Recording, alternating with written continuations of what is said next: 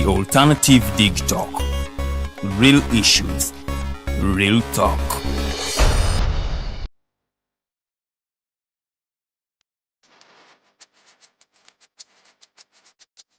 The Ugandan National Museum, a place where unforgettable memories are created.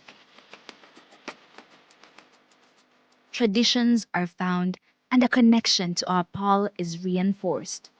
It is not only a testimony to the history of our nation, but also impacts knowledge of cultural and natural heritage to the present and future generations for their enjoyment. Through a variety of activities and exhibitions, we gather to discover our traditions and create new ones.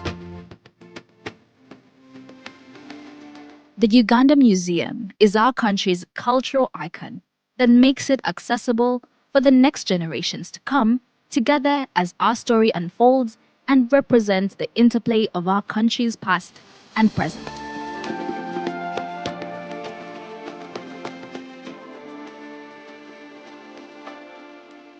It is in our history, but also in how it has evolved to embrace optical satisfaction and new influences.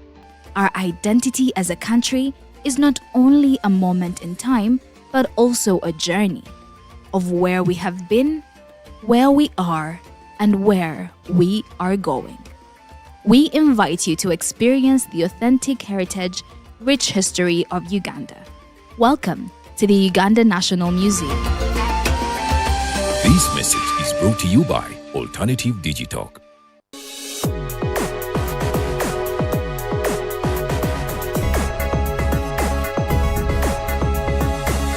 The Alternative Dig Talk.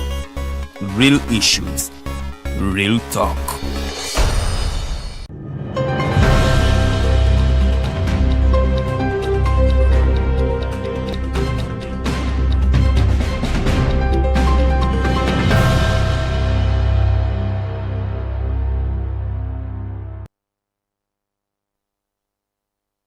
Ziri satu ezakayita ku ssaawa 2 mbaaniriza nze Farida Bikobere program The Mighty Drive tubeerawo buli lunaku essaawa zibeera 2 ez'okumakya paka ssaawa 4. Olunaku lwaleero ngenda kubanga negatibwako president owa Ugandans on X tugenda kubanga twogera digital advocacy gwe munange akolera emirimu gyo online naddala mwe ba activists keyboard warriors twava ku street activism ne tudda ku online activism naye nga abasinga tubayita ba keyboard warriors era nga abasinga abakola street activism bagambira ddala nti online activism tayina nnyo kyayinza kukyusa. So olunaku lwaleero tugenda kubanga ate tutunuulira digital advocacy, the challenges, the impacts and everything therein. Tugenda kubanga ate tubitunuulira bulungi nnyo tulabe oba eyina kyekozinze impact yona gyekozinze any policy gya influence nze oba nabo they are just making loud noise in a nation that doesn't listen. So nkwaniriza ogenda kubanga ate otusanga ku the Alternative Uganda ku Facebook ate Digitalk TV oba ku the Alternative Uganda ku YouTube. Ku Twitter osobola okubanga ate oyongerayo engagement singo twashtaginga The Mighty Drive osobola okubanga ate tunyumirwa bulungi nnyo emboozi eno gwatanna twegatako nkugamba nti oludde wona watwegaseeko osobola okubanga ate o invitinga munno asobola okubanga ate atwegatako nga sinatandika amawulire gange ag'olunaku lwaleero njagala okubajjukiza nti it is very important to keep a positive mindset because it is what is going to drive you to your goal or those objectives that you set in life. Every time we tubeera ne negative thoughts nga zituli in our mindset zitulemesa okubaako ebyo bye tutuukako. So it is very important to wake up every day and you do positive affirmations okulaba nti ate ebiruubirirwa byo tosobola kubanga ate bikulemesa olwa mindset gyoba setinze mu bwongo bwo. Ntera nnyo okubagamba nti buli lwe tweyogererako the negative things they manifest. Even when we talk or speak the positive things they will still manifest. So it is about you okulaba nti ate obwongo bwo tobuteekamu ebintu ebiri very negative because your mind egenda kubanga ate processing ebyo ebijjudde in your mind. Yakono kabadde kalowoozo. I won't be giving you the quote of the day because I have given you something, a thought for the soul. Sobola okubanga ate otambulizaako obulamu bwo. Ngenda kutandika ne celebrations ezabaddewo olunaku lw'eggulo ng'ate tukuza olunaku lw'abazira lwe tumanyi nga Heroes Day. It is a national Heroes Day era tuba tujjukira abo abawaayo babakola ebyetende nnyo okulaba nti ate ensi yaffe Uganda etuuka waneeno we tuli. Era ng'ebikujjuko bino byabadde wali eri Antonde era ng'omugenyi omukulu yabadde His Excellency the President of Uganda Mr. Yoweri Kaguta Museveni era ng'ayogerako eri abantu yagambye bulungi nnyo nti abazira yakabateekamu omusimbi oguwerera ddala billions 218 zibayambeko mpozi bwe baba baavaawo abaana baabwe basobole okulaba nti ate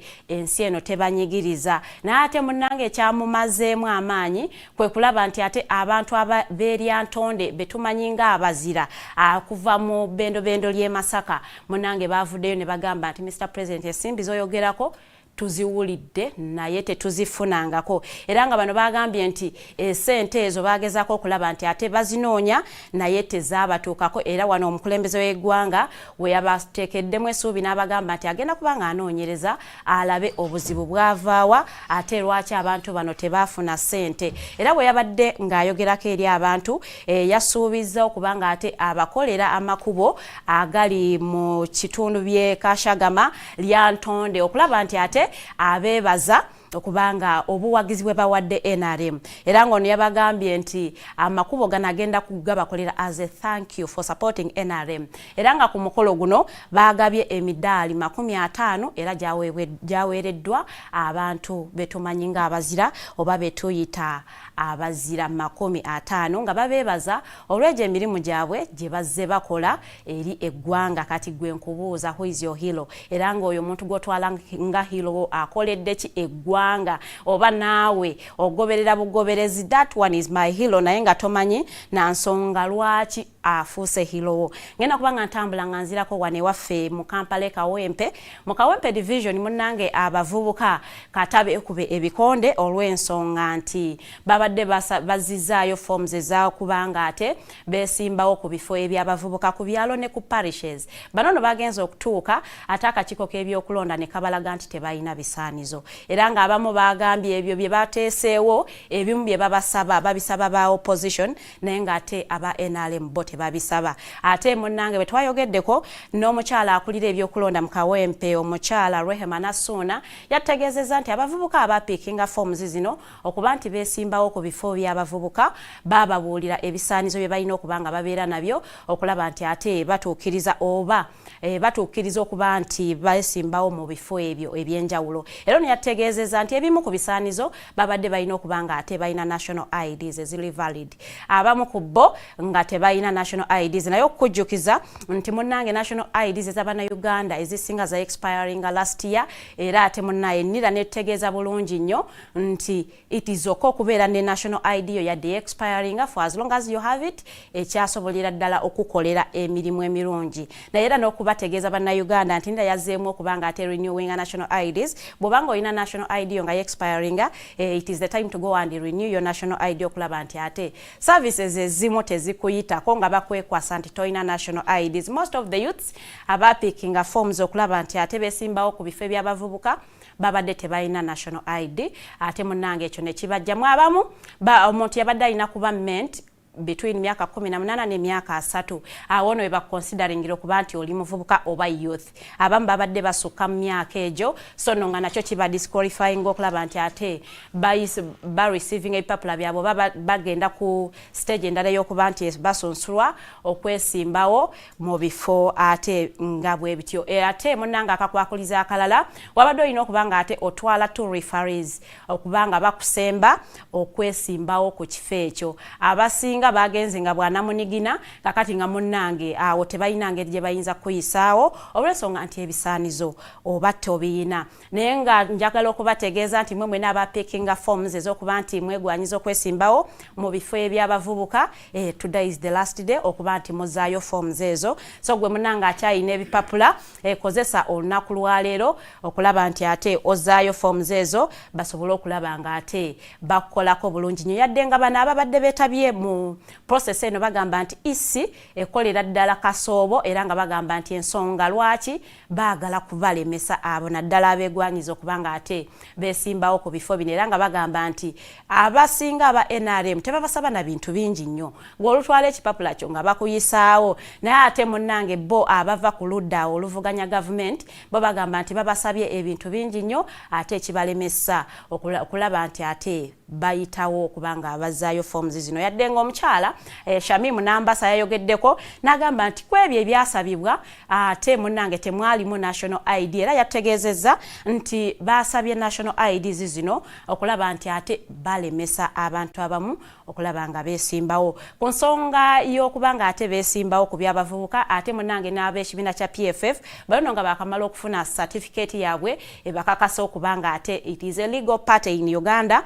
era ng'okubakkiriza okubanga bakola activities eza ekibiina mu Uganda munnange nabo bavuddeyo ne bagamba nti isi yakikola kagenderere okubawa certificate y'ekibiina ng'ate emitendera oba okulonda kwatandise dda era nga bano bagamba nti babakkiriza okulaba nti ate nabo basimbawo abantu baabwe ku bifo eby'abavubuka ng'ebulayo nnaku 2 zokka ate munnange isi eclosinge ate process eno era nga bano bagambye nti era bali mu kaweefube okulaba nti ate batuuka ku parishes ne ku byalo okulaba nga bafuna ba candidates okwesimbawo ku kifo mu bifo ebyo eby'abavubuka ate nga bakozesa tiketi yaabwe eya PFF era nga bano bategeezezzaako nti yadde Electoral Commission yayagala nnyo okubanga ate balemesa okubanga tebeetabaamu mu processes ezimu oba activities ezimu naye ate munnange bo bamalirivu nnyo okulaba nti ate ku buli mutendera gwonna bagenda kubanga bateekawo ba candidates okulaba nga bakiikirira ekibiina kyabwe ekya PFF ate nga tebalina na muntu yenna gwe batiiridde ku liisi era nga bano bavuddeyo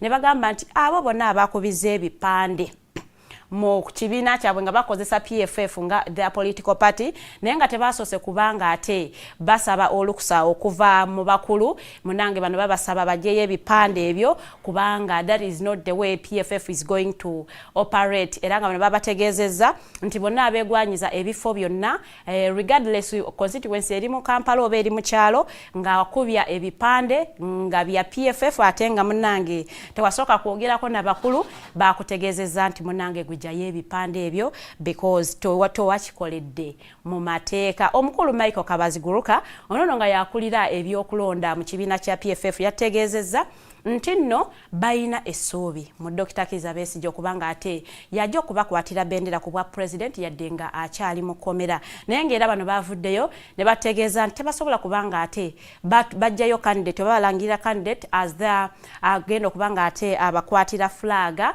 nga tebayise mu kulonda nti era bajja kubanga ate abantu bano bonna aba expressinga interest abagala okubanga ate besimbawo ku bwa president nga bakozesa kaadi ya PFF ate munnange bateekayo okusaba kwabwe bakubweko akalu balabe ate ani anakwatira flaga ekibiina kyabwe mu kalulu akajja akaboona aka 2026 yadde nga bo okusaba kwabwe oba n'essuubi libali mu Dr. Kizza Besigye gwe tumanyi obulungi nnyo tutubadde nga tutera okumukyazaako wano ng'agamba nti akalulu tekayinza kubanga ate kajjako Mr. President Yoweri Kaguta Museveni ate era nga talina interest yonna yeetaba mu kalulu era nga tumanyi bulungi nnyo batujjukira bulungi nnyo nti ono yakubako press conference ekatongaawo wenyini ng'ategeeza abantu nga bw'atagenda kuddamu kubanga ate yeetaba mu kalulu aka kubanga ate bakyusa obuyinza olw'ensonga nti akkiriza bulungi nnyo nti akalulu tekayinza kubanga ate kabeerako ne kyekakyusa ate munnange kyewuunyisa nti ate ekibiina kya PFF ate ye gwe balabanga ate y'omuntu omutuufu ow'okubanga ate abakwatira bendera mu kalulu ketugendamu aka 2026 era nga bano bategeezezzaako nti wiiki eno olunaku lwokusatu bagenda kubanga neekeetuula okulaba nga ate bavaayo okutwanjulira the road map nga bwe bagenda okubanga ate batambuza emirimu gyabwe egy'ekibiina mu kulonda kwe tugendamu so munnange ebyo byabadde ekatonga era nga bano ku lunaku lwabwe olwa Heroes Day twalabye bulungi nnyo nga ba celebratinga Dr. Kizza Besigye era nga balaga nti ye hero waabwe oba ye omuzira waabwe olwebyo byayiseemu ng'alwanirira eddembe ly'abantu bonna mu Uganda ate n'okulaba ng'ate akyusa obukulembeze ye bw'alowooza nti batufuga bubi. So bano entebe ye baagiteeseewo bulungi nnyo ne bagiteekako ekifaananyi kye era nga bamucelebrating as the hero olw'ebyo byazze okubanga ate abakolera ate ne byakoledde Uganda. Ndowooza nammwe abali mu revolution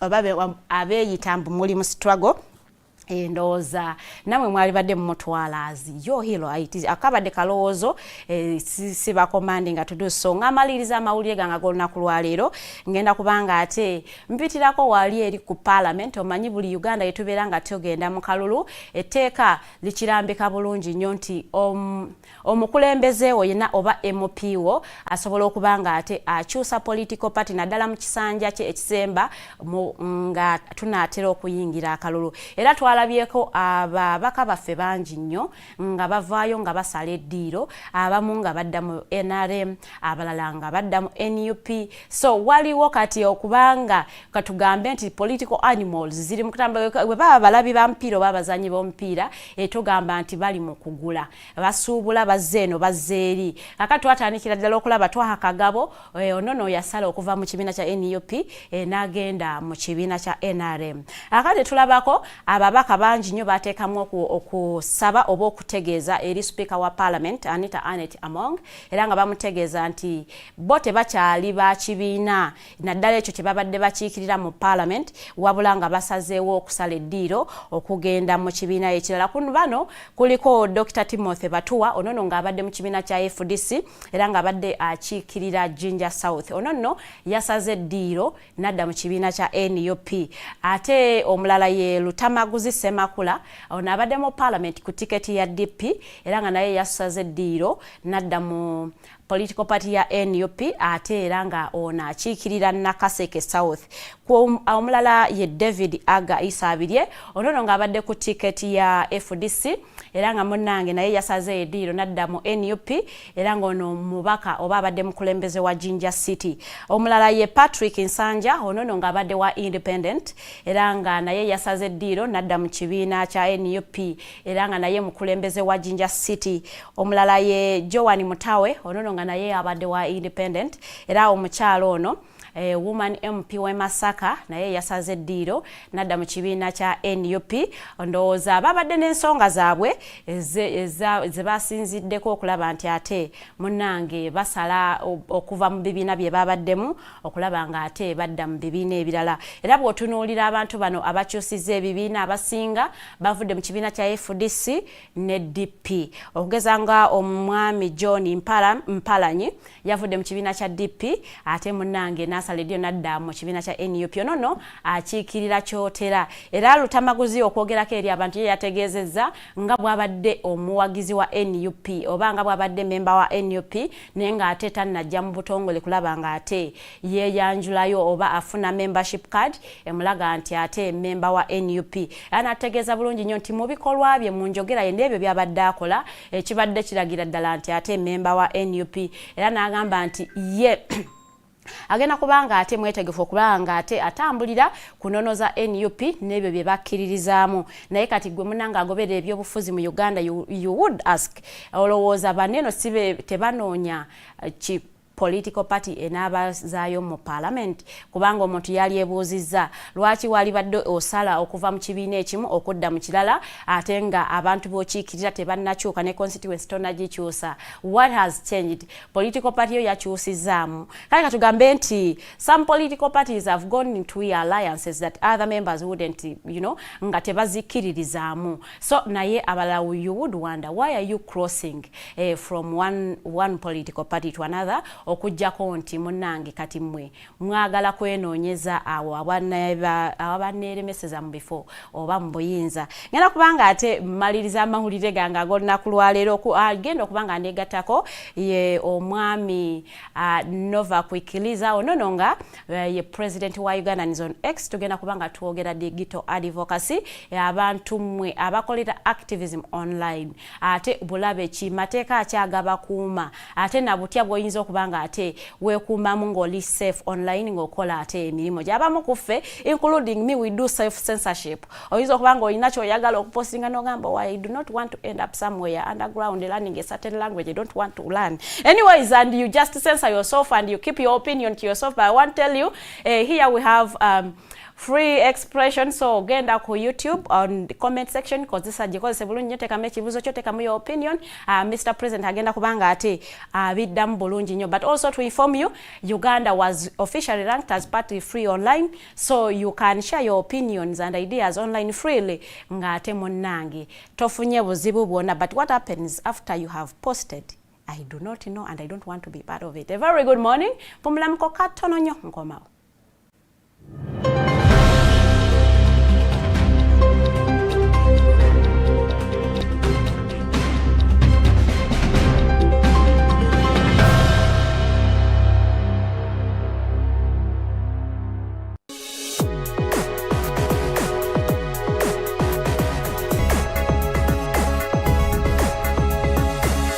The Alternative Dig Talk.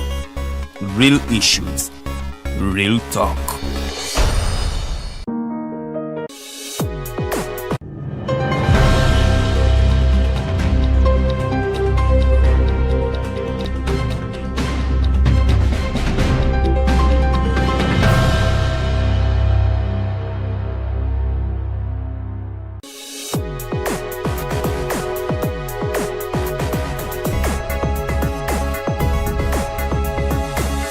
The Alternative Dig Talk.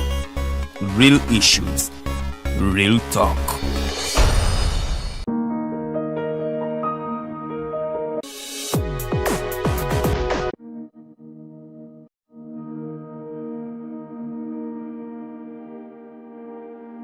The Ugandan National Museum, a place where unforgettable memories are created. Traditions are found and a connection to our Paul is reinforced. It is not only a testimony to the history of our nation, but also impacts knowledge of cultural and natural heritage to the present and future generations for their enjoyment. Through a variety of activities and exhibitions, we gather to discover our traditions and create new ones. The Uganda Museum is our country's cultural icon that makes it accessible for the next generations to come together as our story unfolds and represents the interplay of our country's past and present.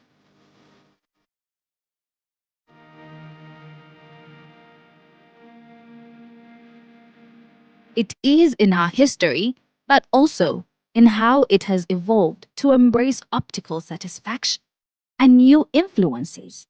Our identity as a country is not only a moment in time, but also a journey of where we have been, where we are, and where we are going.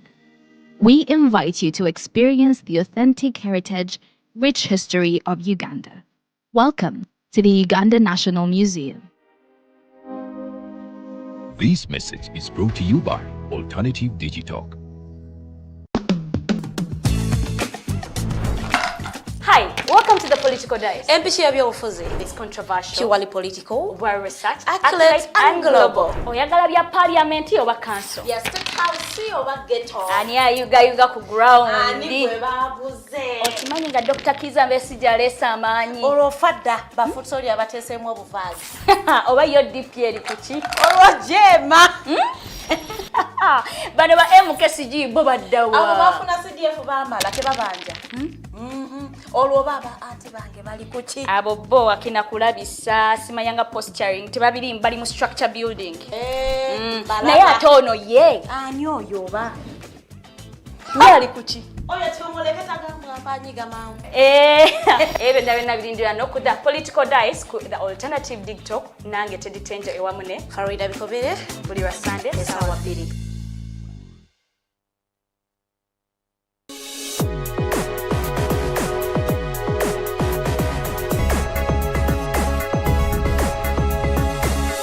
The Alternative Dig Talk. Real issues, real talk.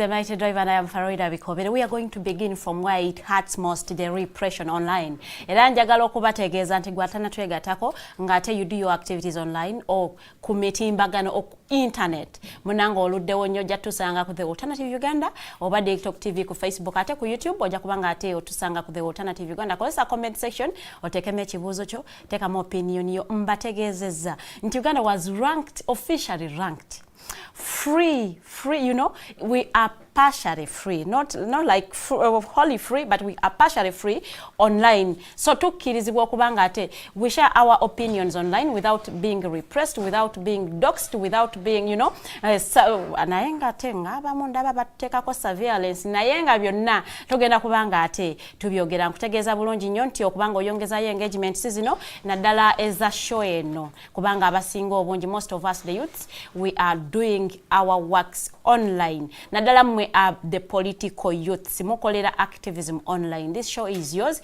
You need to understand how do you keep safe online? When do you identify about kuba line no manyanti this is not activism, here I am inciting violence? Then when do we draw those lines? Because most of you just attack, you don't share opinions, you attack people. It is okay to call out on someone who is misusing office, but it is not okay to attack the person of that person. Nadalanga oli mukwogera ku bintu byali mukola and then you attack the persona instead of the issue that you should have addressed. So ebintu ebyo byonna tugenda kubanga ate tubyogera mu studios joiningidwa President wa Ugandans on X. So we are going to be talking political advocacy online naddala mu budde buno nti ate munnange waliwo repression y'amaanyi nnyo ate waliwo n'okubanga ate tusika omuguwa naddala mmwe abakola street activism n'abo abakola online activism nti ate bo aba street activism bagamba nti online eyonoonye activism. They are just keyboard warriors. They don't influence anything. Tebalina kye bagusa. It is about hashtagging and then hashtag and then trending, and when after it has trended, then what? Has it influenced policy? Has it caused change?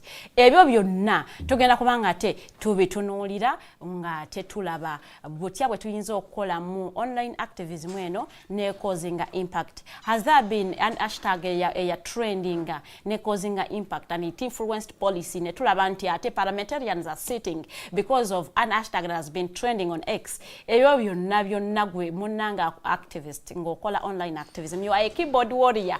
This is your show. Ngenda kubanga ate nyaniza omugenyi wange President Gedion Nova Kwikiriza tugenda kubanga twogera Luganda luzungu such that audience yaffe yonna benefiting amwene. So you are most welcome, Mr. President. Thank you for having me. I'm glad to be here at the Big Talk. Yes, I'm glad to be here. Thank you for having me. May you say hello to our viewers and your citizens online? Yes, to the Ugandans on X, to all Ugandans, ladies and gentlemen, I am Kwikiriza Nova Gedion, President of the Ugandans on X. I am an activist. I am an advocate for change and better governance, and I'm glad to be here. Okay, I am humbled to have you, Mr. President. In a summary of one or two, could you give a benefit to my audience to know who is Mr. Kwikiriza? Gedion, like I said, Gedion Kwikiriza is a Ugandan from Chiruhura district, Western Uganda. I am a journalist by profession. I am the president of the Ugandans on X. I am an advocate for change. I am an activist, both social and political activist. I am a business person. I think that's really it. A lot is going on with you. You are doing business, you're doing activism, you are in politics, you are a journalist. I'm actually not in politics. I'm not in politics. I've never participated. You are just doing political activism. I'm not doing. Did I mention that? I don't call it political activism.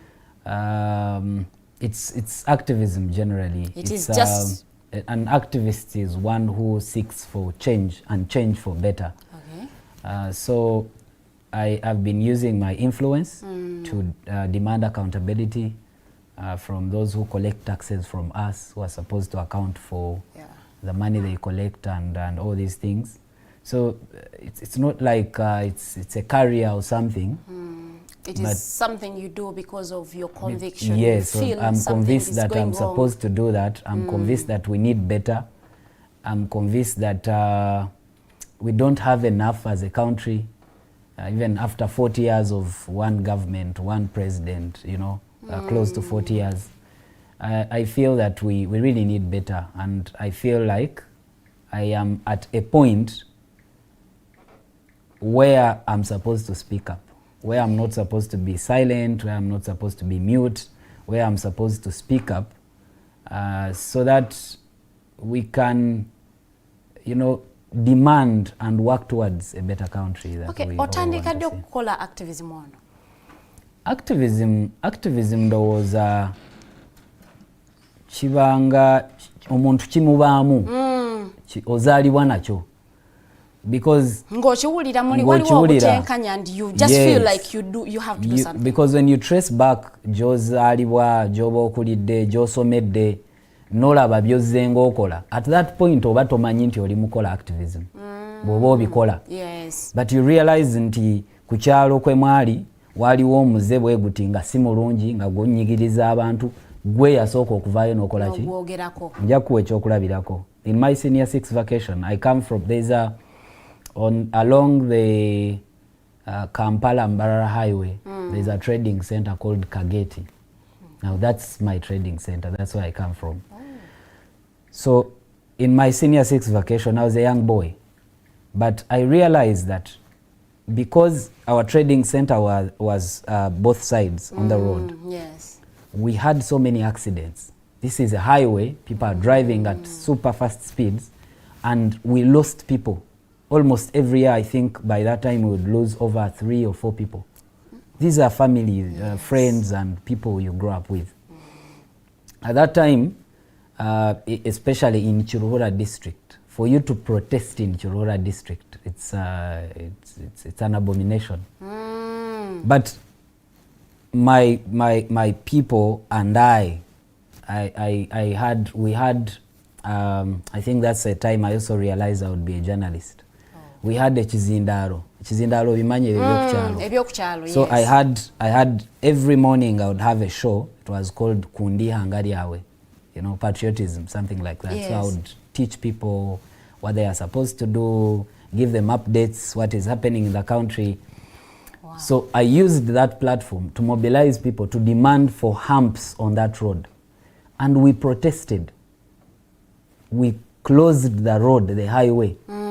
I think there was a queue of cars, of vehicles from Kageti almost to Lyantonde. That's a very, yes. And the other side, I think up to Sanga. We closed the road. And in just 2 days, we had humps. And we've not had as many accidents as we had then. Where do you draw that inspiration? Like, what keeps you going? Like I said, I think it is inborn that you just don't tolerate injustice, you don't tolerate wrong.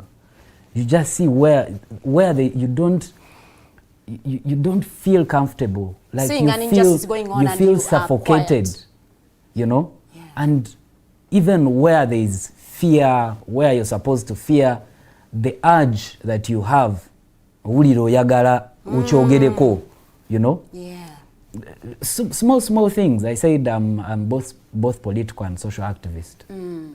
I normally find people omuntu nakwata akachupa kati tuve ku bakulembeze tuve ku bannabyabufuzi abatufuga abantu ababulijjo n'omulaba nga akasuka akachupa ku street no sirika. I can't. Akachupa ako kakusulira wani. Lwaki there are dustbins gendo fune katwale kakwate kateke mu moto katambula nako. Be a responsible citizen. Yes. That is activism as well. So I think we are going to get to a point where I will be explaining what we are doing as Ugandans on X, so many things that we are doing. But part of that is the Cleaning Kampala campaign. That is activism. So people mistake activism for politics. For politics only. No. Exactly. No, not politics, not you. Activism starts with you. Are you doing the right thing as an individual before you call out others? Mbadde ngangamba abantu bobo ovuga emmotoka yo owa traffic nakuyimiriza n'omuwaayo 15,000 nga tewasibye musipi kubanga tolina permit n'ogenda tewali njawulo gwe naye mwenna kyekimu. Would you even be the right person to talk about corruption if you also you don't. Unfortunately in Uganda n'ababikola ebyo era nabo bavaayo kubanga gye babikolera tebabalaba n'avaayo ne yeefuula nti akola ki abikola. Kakati gwenga omuntu ali responsible omanyi ogenda kuvuga mmotoka lwaki totambula na permit yo bwoba togiina lwaki ovuga lwaki tosiba musipi ng'okimanyi olina okugusiba lwaki toyina byonna ebyetaagisa ku mmotoka okimanyi nti owa traffic agenda kukwata toyina mipiira lwaki toyina okitegeera. So bw'ofuluma ebweru, that's already a corrupt mind that is moved out. Nofuna buchenje n'obuteeka buno ngenda bo aba traffic 12 13 you are corrupt. You don't have the moral authority to call out corrupt people. You are corrupt yourself. So activism starts with you. Obulamu ki bw'olivinga. Kitegeera. Bwe mbanga nnina okuwaayo akasente okujja ku sheno. Kitegeeza siqualifying kujja. Exactly. Naye ogenda kunkyaza olw'okuba nakuwadde ki? Bino abantu babikola, especially politicians here in Uganda. Exactly. No ensonga tugenda mu kalulu. A lot of them are going to do that, which isn't a good thing. Mr. President, njagala tudde ku your campaign and your tenure as the president of Ugandans on X. You have omaze mwaka mulamba as the president. Yeah, a year and so. And some months. And some months. How has it been? How's your journey been leading Ugandans on X? It's been both tough and satisfying. Wow. Tewali kintu kinyuma nga kutandikira wansi ng'ozimba n'otandikira ku foundation ne bikaluba sente ne zikubula ne bakubba ne bikola bitya naye n'ogenda okulaba ng'oli ku roofing, you know? Yeah. Bw'oyimira n'otunula ekizimbe ekyowulira ng'oli musanyufu ng'olina essanyu lingi n'ogamba wadde ntobye okuva ku foundation naye. So it was not easy. First of all, I want to commend my previous the past presidents. Ugaman, it's called Fred Mwebya, the gentleman who initiated this whole idea of leadership on X. Yes, he identified, he realized there was a community that needed to be guided. Then later, Afande Hassan Kasinje, the retired IGP, and later Mr. Patrick Kanyomozi, and then that's how I came in. I want to thank them. But there was leadership, but it was not as serious as it needed to be. And that's when there were loopholes. There were loopholes, and the loopholes were that people considered this just a virtual thing, you know, an online thing. It lacked the physical touch. Yeah. That this is a community. These are not robots. You can do something on X and it really has impact. These are human beings that are behind these handles. Yeah. So you don't just stop on, you know, the virtual, the online thing.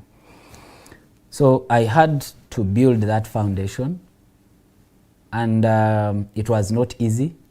People didn't believe in me, in my leadership in the start, because of so many reasons, and you can't blame them, because it's these leaderships that that government players, those who don't want to be held accountable, that have always used to topple on the freedoms and the freedoms of expression. Yeah, and true. speech. Abasinga bakozesa mu abakulembeze okubaako bye muyisaawo bwe najja abantu Ugandans on X kye basooka okulaba ono abaddewa yaani nga tubadde tetumumanyi tebagenda mukozesa okitegeera and now ebyo ze challenges enkugamba gwe mutima gwo kimanyi you're genuine, you're going to do the right thing, but the people you're leading, some of them group doubting you.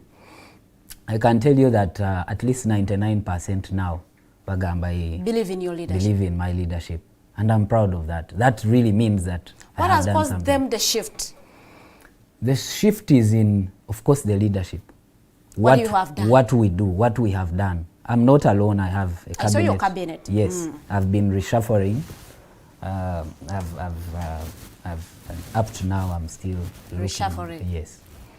Kubanga bwe nkugambye ne be nali nalonda mu kusooka be natandika nabo. Some of them did not understand what we wanted to do. Bakirabanga ekintu kya online kanzikirize. Yes, tekuliko nnyo ky'amanyi so bagenda okurealizinga nga kino ekintu kyetaaga obudde bwabwe bungi kye baali tebalowooza nga balaba activities. Almost every week we have an activity, different aspects. Ebaga kati ogenda okulaba nga ate tali up to the task. Most of them thought that this thing is particularly online, it doesn't touch the ground. And even byonna bye tugenda okukola is tweeting, hashtagging kuba bwe kityo bwe kyali nga and the reason was nti ng'ekizibu kye tulina era mu ggwanga bw'oba olonda omuntu omulonda lwaki gwokedde olonze omuntu olw'okuba ayina ettutumu ayina following y'amaanyi naye ayina obudde obw'okusaavinga abantu okitegeera you wake up one day because these people would vote for omuntu ne baba tali mu ggwanga naye kasita abanga ali likeable character nga bamulonda as the president naye agenda kusaavinga atya. So I'm happy that one of the things of the narratives that I have been able to change essaawa eno bw'otunuulira those they are comparing with me oba abo be batunuulidde baagala bajje after me bavubuka bannange bolaba nti balina obudde obw'okukola ki okusaavinga bagenda kubeerawo physically basaavinge bapromoting ebintu ebyenjawulo bakole activities, sports, activism, cleaning, all these things that we've been doing, charity. Olaba nti kati bategedde nti twetaaga omuntu ali ku ground agenda okutuleadinga in this. Naye luli it was about numbers, a game of numbers. Oyina following nga bakulonda. Era bw'otunuulira ebiseera bye najjiramu when Ugaman, because Ugaman ye yategekanga elections bwe yateekayo nomination abantu be banominatinga they are these people, Dr. James Pa Sentongo. But trust me, he's my friend. You respect him? I respect him, but he would never get time to do what I'm doing. That's the honest truth. Because he has a lot on he has a lot on his table. The Agatha Traders, all those, you know, the well-known figures. It was last year in April. That was the time of the exhibitions, if you remember. Exhibition gazita Parliament, Porthole exhibition. Kati gemanya agali outstanding. Kati bunga beba nominatinga. Ochegeera. Naye chebali tebatunulira nti this person, this individual agenda funo obudde obwokutuwa fe okutusavinga. Okitegeera. Naye kati essaawa eno tebakya comparing ate naabo. For now it's not about numbers. Bali mukutunulira bannaabwe ababeera nabo ababadde betutambula nabo mu bino byonna bye tubadde tukola. Era bolaba bafrontinga nnyo a guy called Keith Nam because he's been with us. He deserves it. He's a young guy who has the time and everything and the commitment. Wow, tuli ku Mighty Drive twogera nsonga za online advocacy. Njagala okubanga ate otubuuliramuko some of the challenges zozo ofuna as the president of Ugandans on X for fronting okugeza nga oba omulamu anti mulina kimwa championinga online and maybe it caused you challenges oba mwenga abakolera activism wamwe online. What are some of those challenges zemufuna nga mulina issue jemu frontinga? I wish I had a whole day here to mention such challenges alone. There are very many. Now, first of all, bwovayo nga oli activist mu Uganda, you are an enemy of the state. That's how they label you. Mu kifo ky'okutunuulira by'oyogerako babitereeze bakulabanga omulabe. That is one. At a personal level, nga sigenze na mu leadership position, I have lost so many in terms of business, finances. I am an influencer because we are influencers. Yes. But there are gigs, we call them gigs. There are gigs I will never get. Because government you're an gigs. activist. Yes. You know, I have lost friends. Oli akugamba munaye go wasalawo kukola ki? Kudda side yeyo. Nesonyiwa saagala bandabe naawe. You get it? Saagala genda mu basement olw'okuba ggwe. Such things. And then when you initiate projects, campaigns, even when they are good, still gwe bakulabanga omulabe. So they will fight so hard to frustrate the projects, the campaigns you're pushing, because they feel that for you to run a successful campaign or project, you must be on their end. You understand? Yeah, I do. Then they will start attaching you to political parties.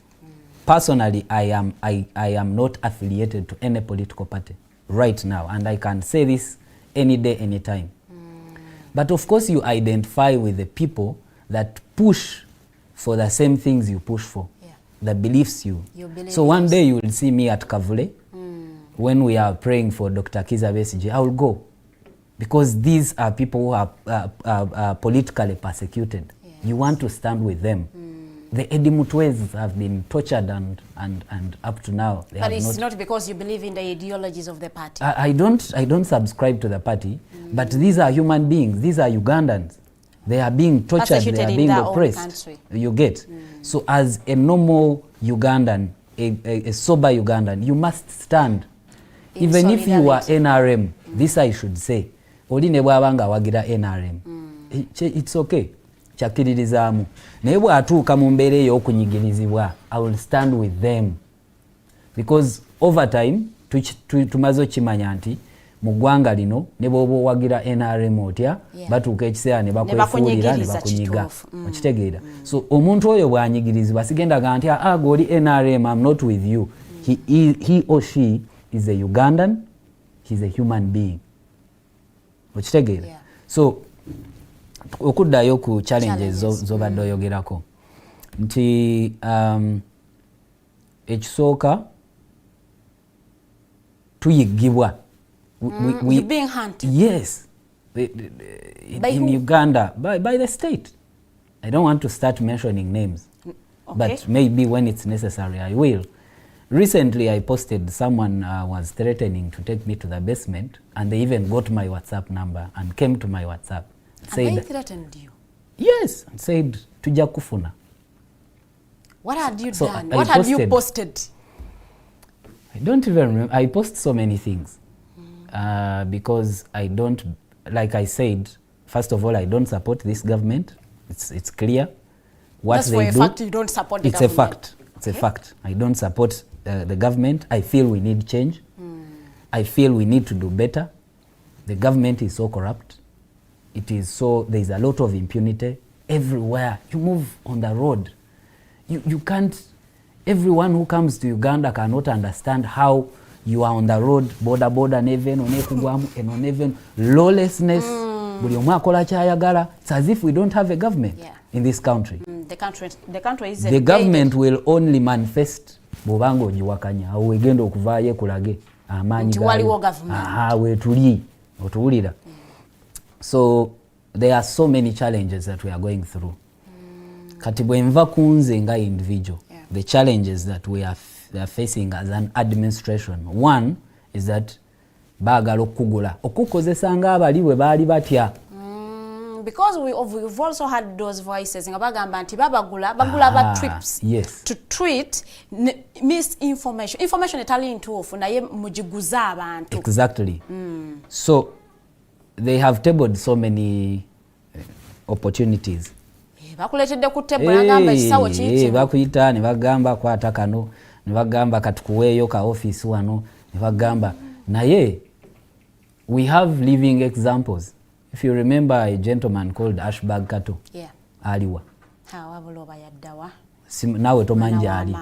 But he had influence. Yeah, he had numbers. Naye bwe bamala okukwata bwe bati n'olya. Bakukakkanya. Ne bakukakkanya ne bakusuula eri. We become so useless. Okitegeera. Yeah. We know them and they think we don't know. So they have tabled. Bwe batebolinga sente oba job opportunity or anything no Ghana. Kati awo nga bakutaginga. Nze baali bagenzeeko ewakaayo waffe wa mukadde. In the village? ISO. The Internal Security Organization. They went to your home? Yes. If you're not aware, I am one of those who marched last year in July 20. I was going to get there. So ISO went to your home. Yes. To threaten your mother? I think to profile, I don't know. But of course to threaten her as well. Yes. Kativaku ISO.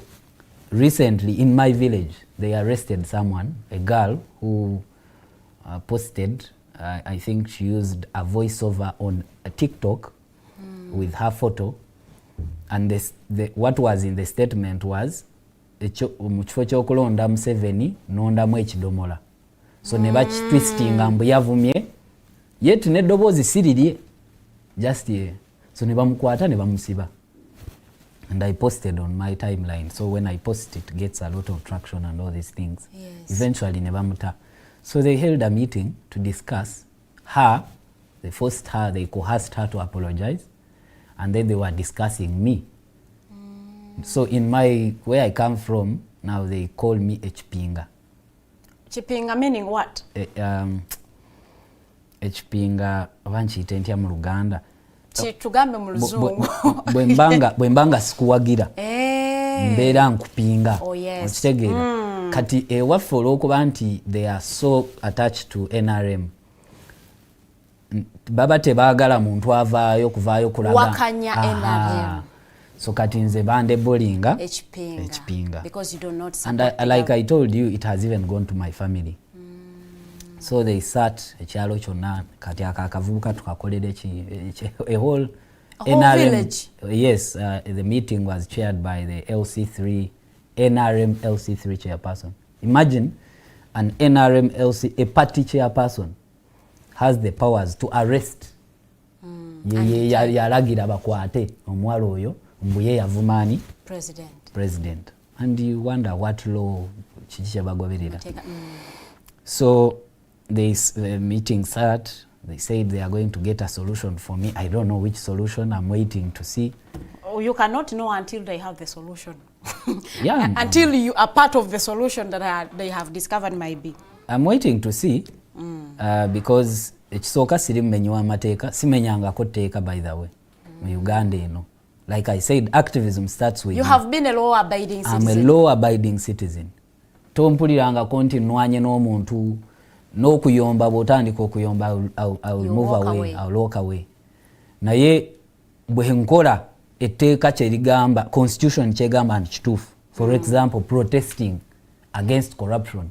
That's within the constitution. Protesting in Uganda is punishable. I do not know whether it is within the law or not. It is not within the law. It is not within the law. There is no law unless if you are it's a violent protest. If it is violent, then it's nze bwondabanga nga nkutte ekiti oba nyingira mu dduuka ly'omuntu oba nga nkutte ejjinja nga nomba omuntu bwe bansiba it's justifiable. It's okay. Nesegera. But nyina placard I'm writing on stop corruption and I'm just marching. Yes. I have a right to do that. And it's in the law. The law provides for that. You are let me ask you, haven't you seen PLU people march. Twabalabanga bamachinga nga bemulugunya ku ngeri gye Lwaki tebabakwata? Omukulembeze waabwe. Lwaki tebabakwata? They were marching mu mateeka nga bwe liragira. Okay, that's okay. So kale fe kansuubire nti fe tumenya mateeka, let's take it that way. But that is the country that we are in. Naye tetuyina kusirika, tetuyina kutiisatiisibwa, wadde okutiisatiisibwa weekuli. How have you made sure your citizens you lead online, they are safe? Naddala nga basharing their opinions ku nsonga eziba zigenda maaso. There are many that have been arrested, so many. But we look out for them. You must have seen me run court, police, what. A Ugandan on X, bwe bamukwata. Bw'abanga kye bamukwatidde tekiri mu bumenyi bw'amateeka, I will be there. And since nzekka, there are so many other activists that will stand in solidarity. Yes, we will come and be there, have lawyers, and make sure that these people are freed. We will push hashtags, create awareness. Bana abantu wadde batutiisatiisa naye nabo batya pressure. Batya pressure y'abantu? Yes. Online pressure? Yes, even online pressure. Bakwata omuntu, you post, you make a trend, ogenda otuuke wa DPC nga naye munveeko. I remember one magistrate that I'll not mention. I know omuntu gwe yali akutenga amulemedde ku Buganda Road Court. Naye nga naye amulemedde lwa order from above. But we harassed the gentleman until people started okuleeta ebifaananyi bya family, the wife, the children, you know. But is that the right advocacy, real? You see, you cannot determine how oppressed people react to oppression. This is something that we have always talked about. Tosobola gamba nti mubeere civil, mutambule mu mateeka ng'ate akutulugunya ye tayita mu mateeka. Essaawa eno tosobola gamba mukazi wa Eddie Mutwe engeri gy'alina okureactinga. Baawe bamugyemu enjala, bamugyemu biki, bamutulugunyizza naye nga tebalaga musango gwennyini gwakoze. Yet there are legal means of handling any criminal. Bw'aba yakola omusango, mutwale ku poliisi, have a file, take him to court, the known courts. Yes.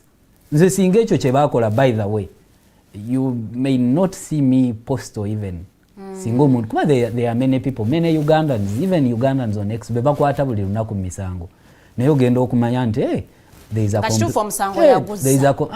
you can't determine, it's court that determines. But there is a complainant agamba Gedion yankuba. Yankuba lunaku bweru nti twali mu bbala ogenda owulira naliwo yamukuba. Now there is evidence. So ekyo n'okita. So political persecution is different. Kati tosobola kutandika gamba mwana wa Eddie Mutwe oba sister we oba maama we munaye toyogera bwoti etteeka ligamba olina kwogera bwoti oli gwe mwakwata mwamukwatira mu tteeka. Because if you are saying you can do activism because you are oppressed and you even surpass the laws and you evading oli akwasiza amateeka okujja okukwata. Which laws are you talking about? When I post, there is freedom of expression. There is? Yes.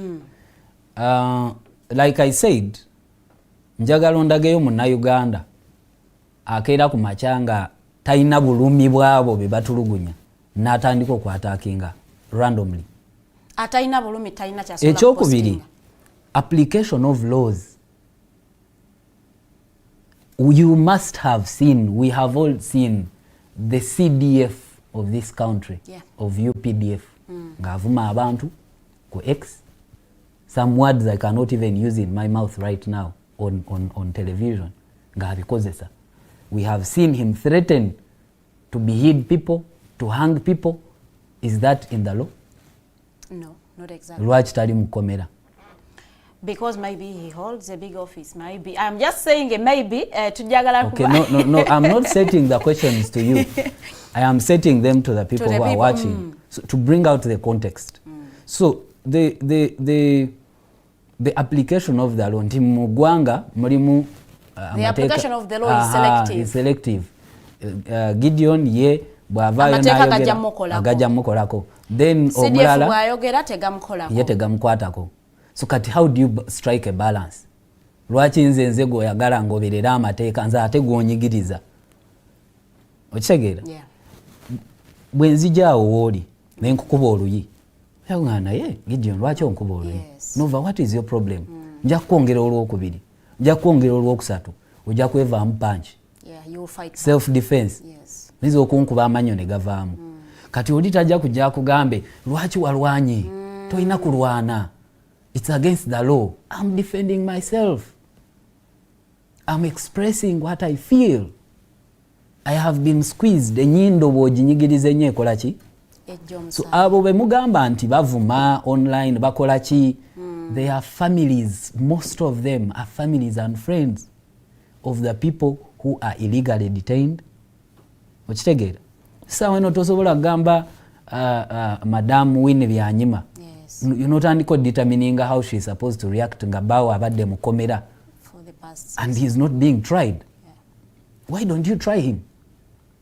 Bwabanga oli convinced nti yakola ki? Yakola omusango. The state is still gathering evidence. Tugenda kubanga ate tugenda mu kuwumulamuko katono nnyo bwe tukomawo, tugenda kubanga ate tunuulira how do you measure impact ku online advocacy? How can you say nti kino kyatuleetedde impact? Nti oba hashtag eno gye tubadde tutambuza ebibadde trendinga yaleese impact. Mpozi n'ekirala, there is a digital divide. Kubanga abantu abamu bagamba nti X ne activism waayo ali elitist, nti ali nnyo mu baasoma, nti it is for the elites. Abali mu byalo eyo tebamanyi bigenda mu maaso ku X. There are even Ugandans in Kampala who do not know that there is leadership on X. They do not know that there is a president of Ugandans on X. So there is that digital divide. How are you working to, strike a balance? Kulaba nti ate n'abantu abali mu byalo nabo mu banyigiramu mu activities zino zemukola. Tugenda kubanga ate ez'ensonga tuzitakolenga in our second hour of the show. Tukumulamuko katono nnyo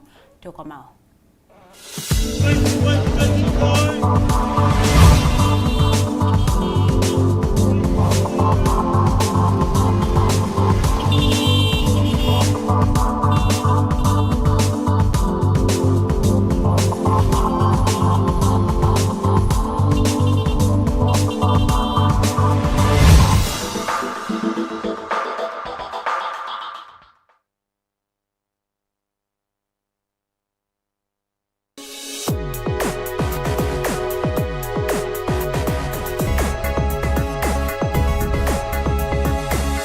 The Alternative Dig Talk.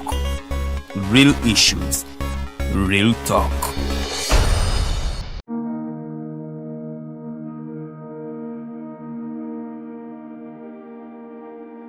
The Ugandan National Museum, a place where unforgettable memories are created. Traditions are found and a connection to our Paul is reinforced. It is not only a testimony to the history of our nation, but also impacts knowledge of cultural and natural heritage to the present and future generations for their enjoyment. Through a variety of activities and exhibitions, we gather to discover our traditions and create new ones. The Uganda Museum is our country's cultural icon that makes it accessible for the next generations to come together as our story unfolds and represents the interplay of our country's past and present.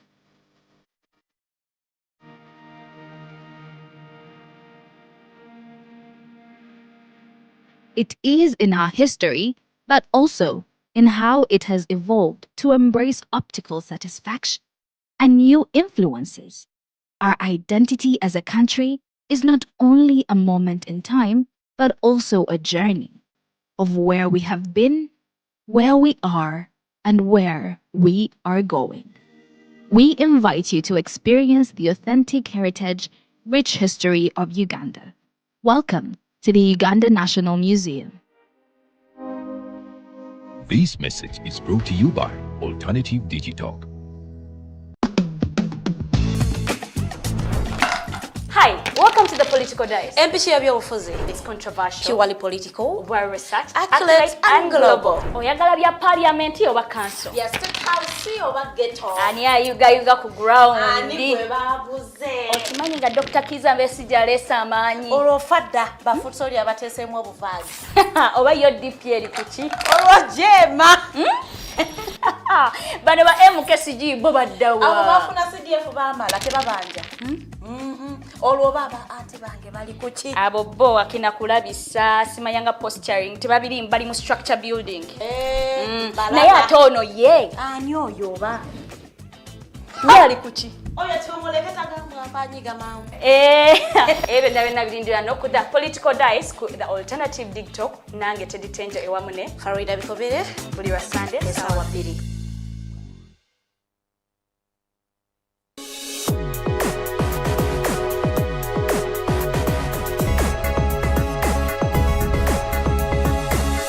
The Alternative Dig Talk. Real issues, real talk.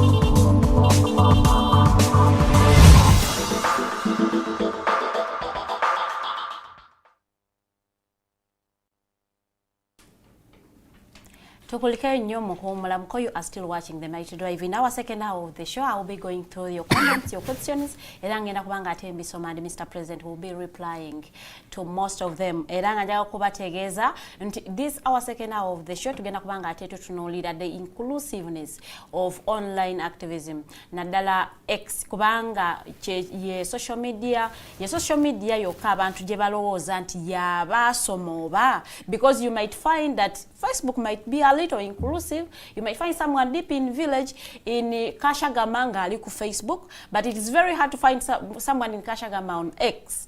And a lot of these things are being done on X. And someone was asking me, do hashtags hold the power? Or was that someone to hashtag something, or they are advocating for something and they are just hashtagging it, and it is trending on X. Do you think those hashtags hold the power? Those questions, Mr. President, agenda kubanga ate abituddamu bulungi nnyo era atubuulire some hashtags that have, influenced policy nti bya trending on X. And our leaders reacted because of the pressure that was mounted from online and then to the ground. And also, we want to identify waliwo enkolagana between online activism and the street activism, because the street activists feel like suffocated. Online are taking up space and they are not seeing impact. Is that true or not? Mr. President, I want to begin with the inclusiveness, because we all feel or believe there is a digital divide.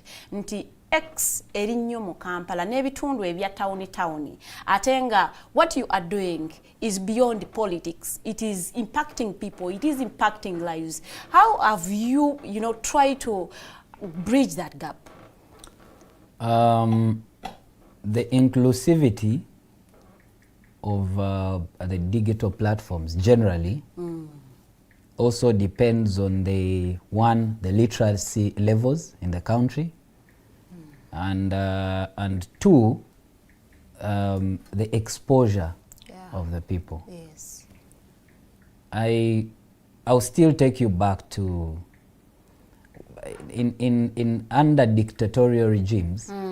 One of the most powerful tools that dictators use is to keep the people they rule in ignorance, deny them information.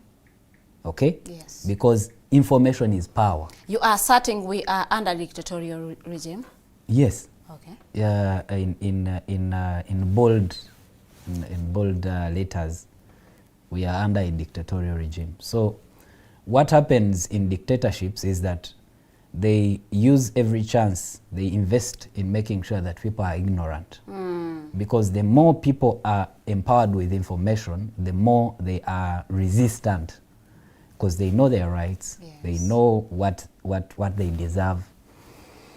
So that side. But also, Social media is really something new, especially in Africa. A platform like X has not existed for 20 years now. It's not, I don't think it's even 15 years yet. So it's a new platform, but I am happy that the trend, the rate at which Ugandans are joining. By last year, when I became president UOX, the statistics I got then is that we had around 1.5 million active users, 1.5 million in Uganda. Wow. We are now about 3.5 yes. in less than a year, in a year and so. So that's a good trend. And why are people joining? That's the question. Why are people joining X? Even those who may not read well, who are not, English-speaking people, yes. It's because we have transformed the online activism and online activity into physical and real, tangible, activities. Tebikoma online. So, last year in July, 23rd July, when we marched to Parliament, it started on X. And everyone was asking, I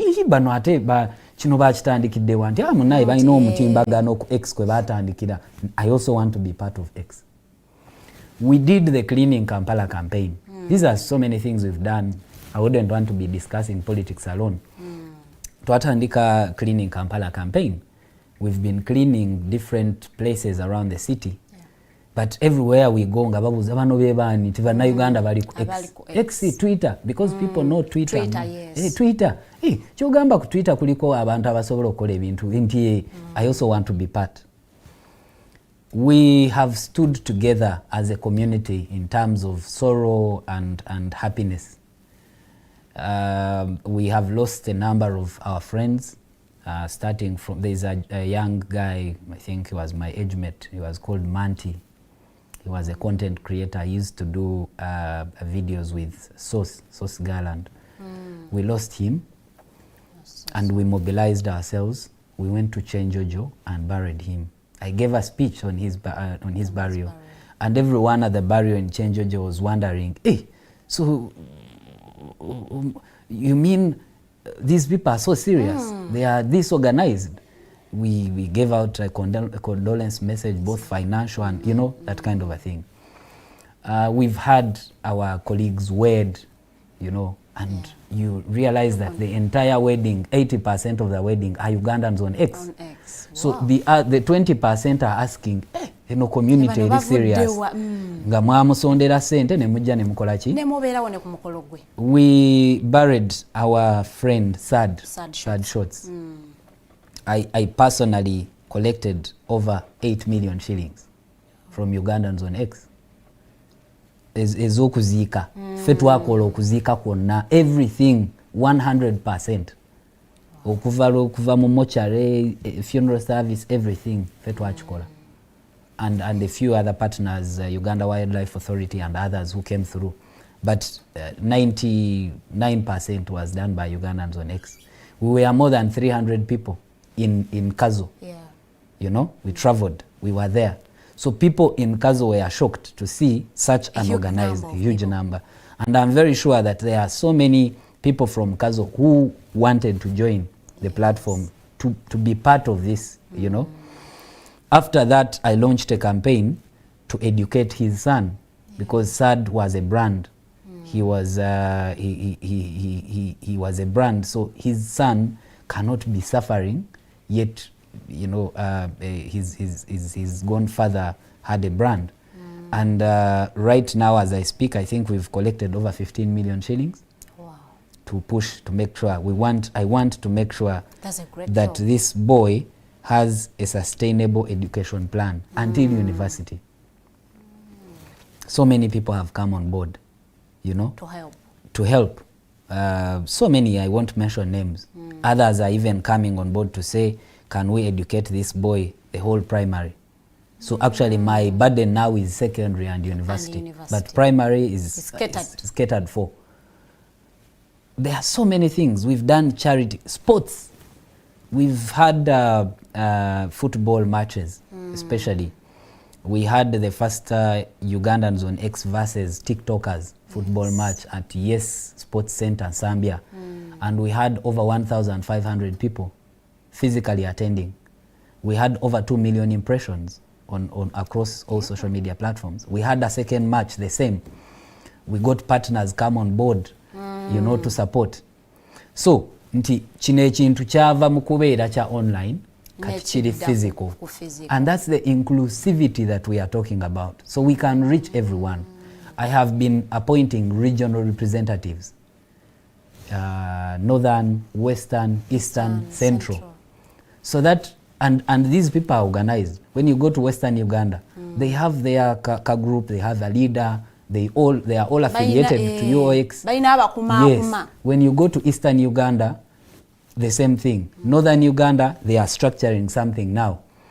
So that we reach out to these people, you know? Yes. Even someone ali mu Northern Uganda, bwana alaba internet penetration ele mekulemesa kubeera part of the Ugandan. Bwana alaba that community nga naye ina byekola mu kitundu kye ajja kwagala okubeera part. There is an old man, he's like 70.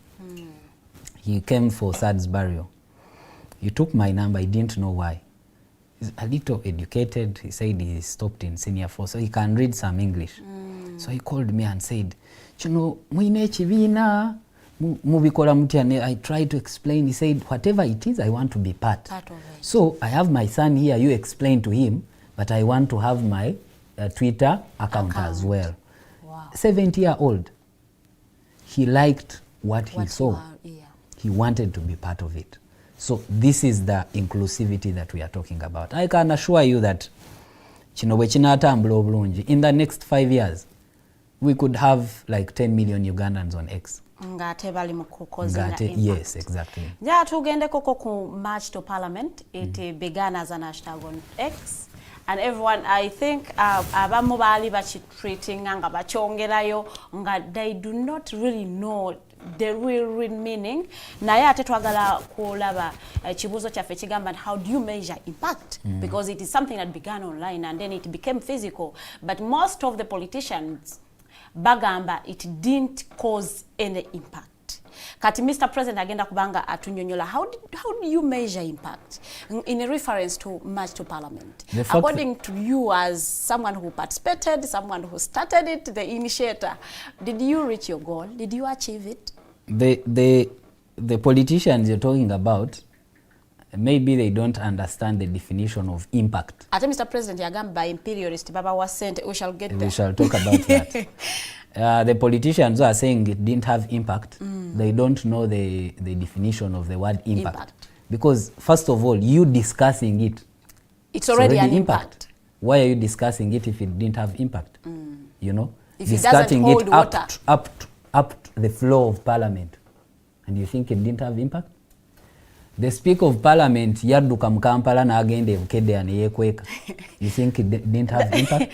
Your choice of words is wrong. No, that's what happened.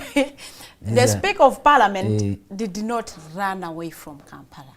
You are going to mislead my audience. No, you can use your words. Let me use mine. And these words are mine. Sibibyo, Sibia station, no byange. Speaker of Parliament yadduka mu Kampala. But it's also not good to misinform people. I'm not misinforming them. She flew out of the city. These are facts.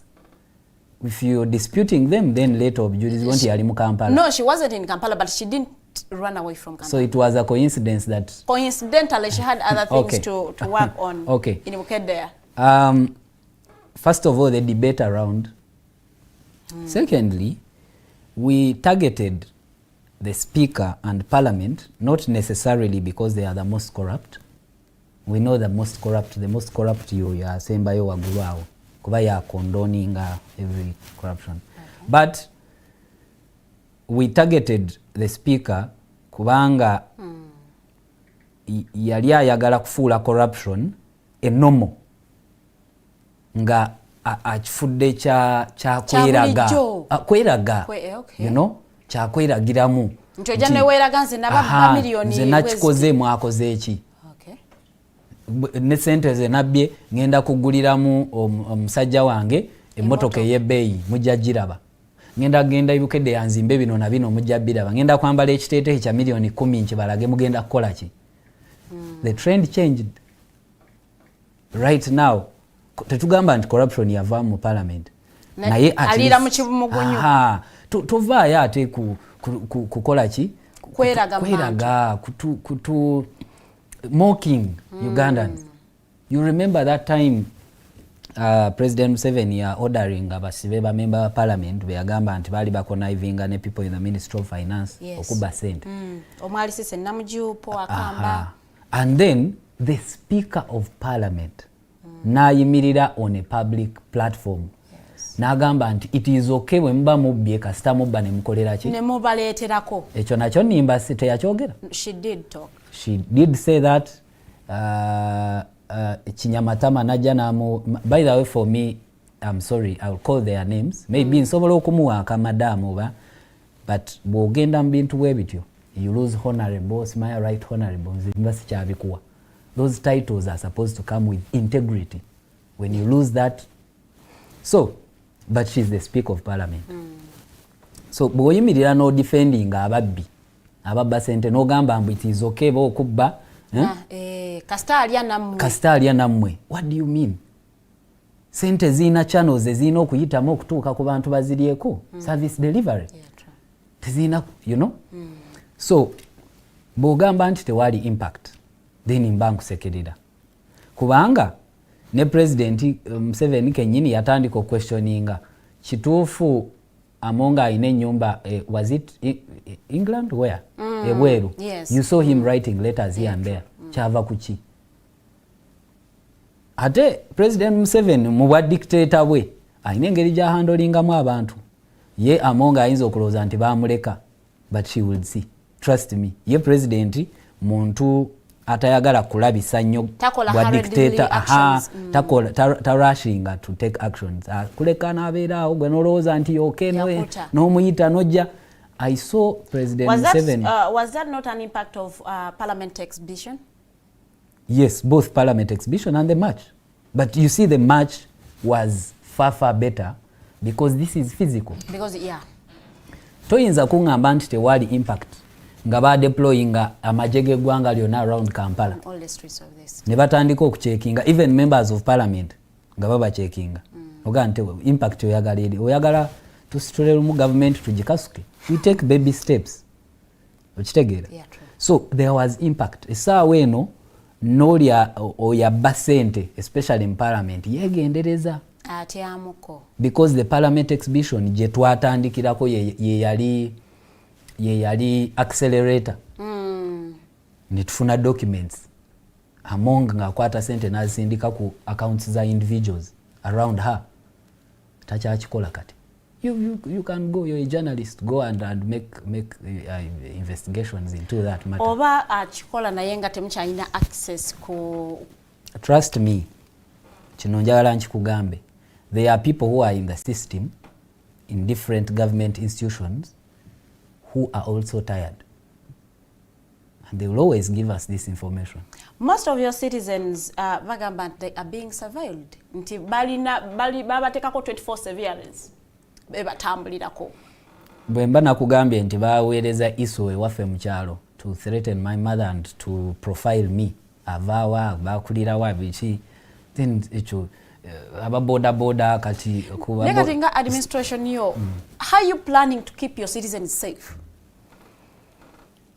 By not shutting up, by not being silenced. That's the only way. Kuba ne bw'osirika, in one way or the other, they will come for you. The failed system will handle you. Bayinza obutajja directly. I am sorry to mention this, and really I hope people understand this the right way. But we lost Rajiv because of a road that has not been worked on. That road, and so many people died on that spot. Yes. Bw'oba omanye ekifo ekyo where Busabala Road crosses the express. Kulike kati I heard, I've not been there, naye mbu bataddeko obuntu obulaga nti olina kuyita wano, but then there are so many people. There is even a lady who was interviewed n'agamba wana abantu bafiirawo buli lunaku lwakuba badde tebamanyikiddwa. So we lost Rajiv. We would not have lost him if that road had been worked on in time, or if there were clear demarcations showing there is something here. Something going on. Just I think last week but one, we lost Cedric. He was a good guy.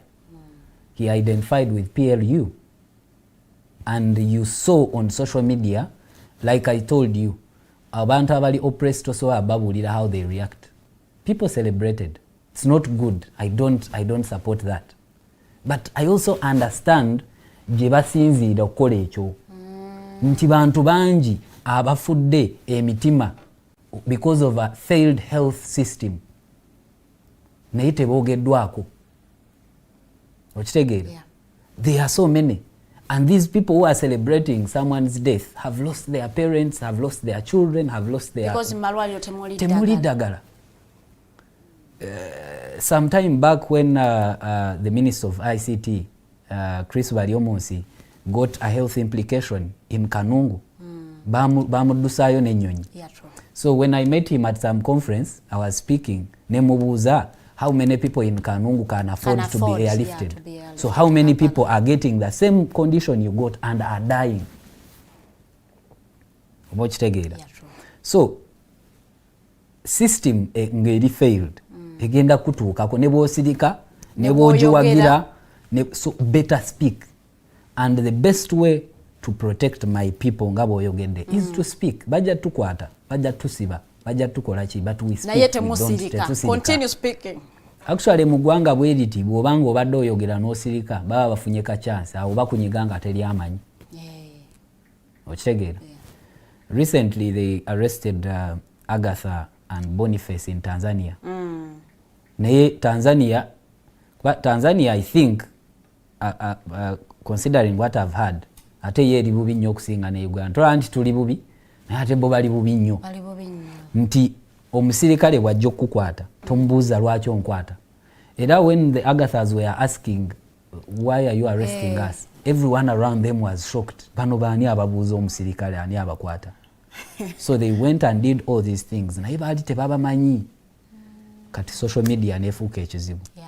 Embassies ne ziwandiika. Then ndowooza Suluhu and her administration ne bagaana naye bano kirabika twakutte bantu bakyamu.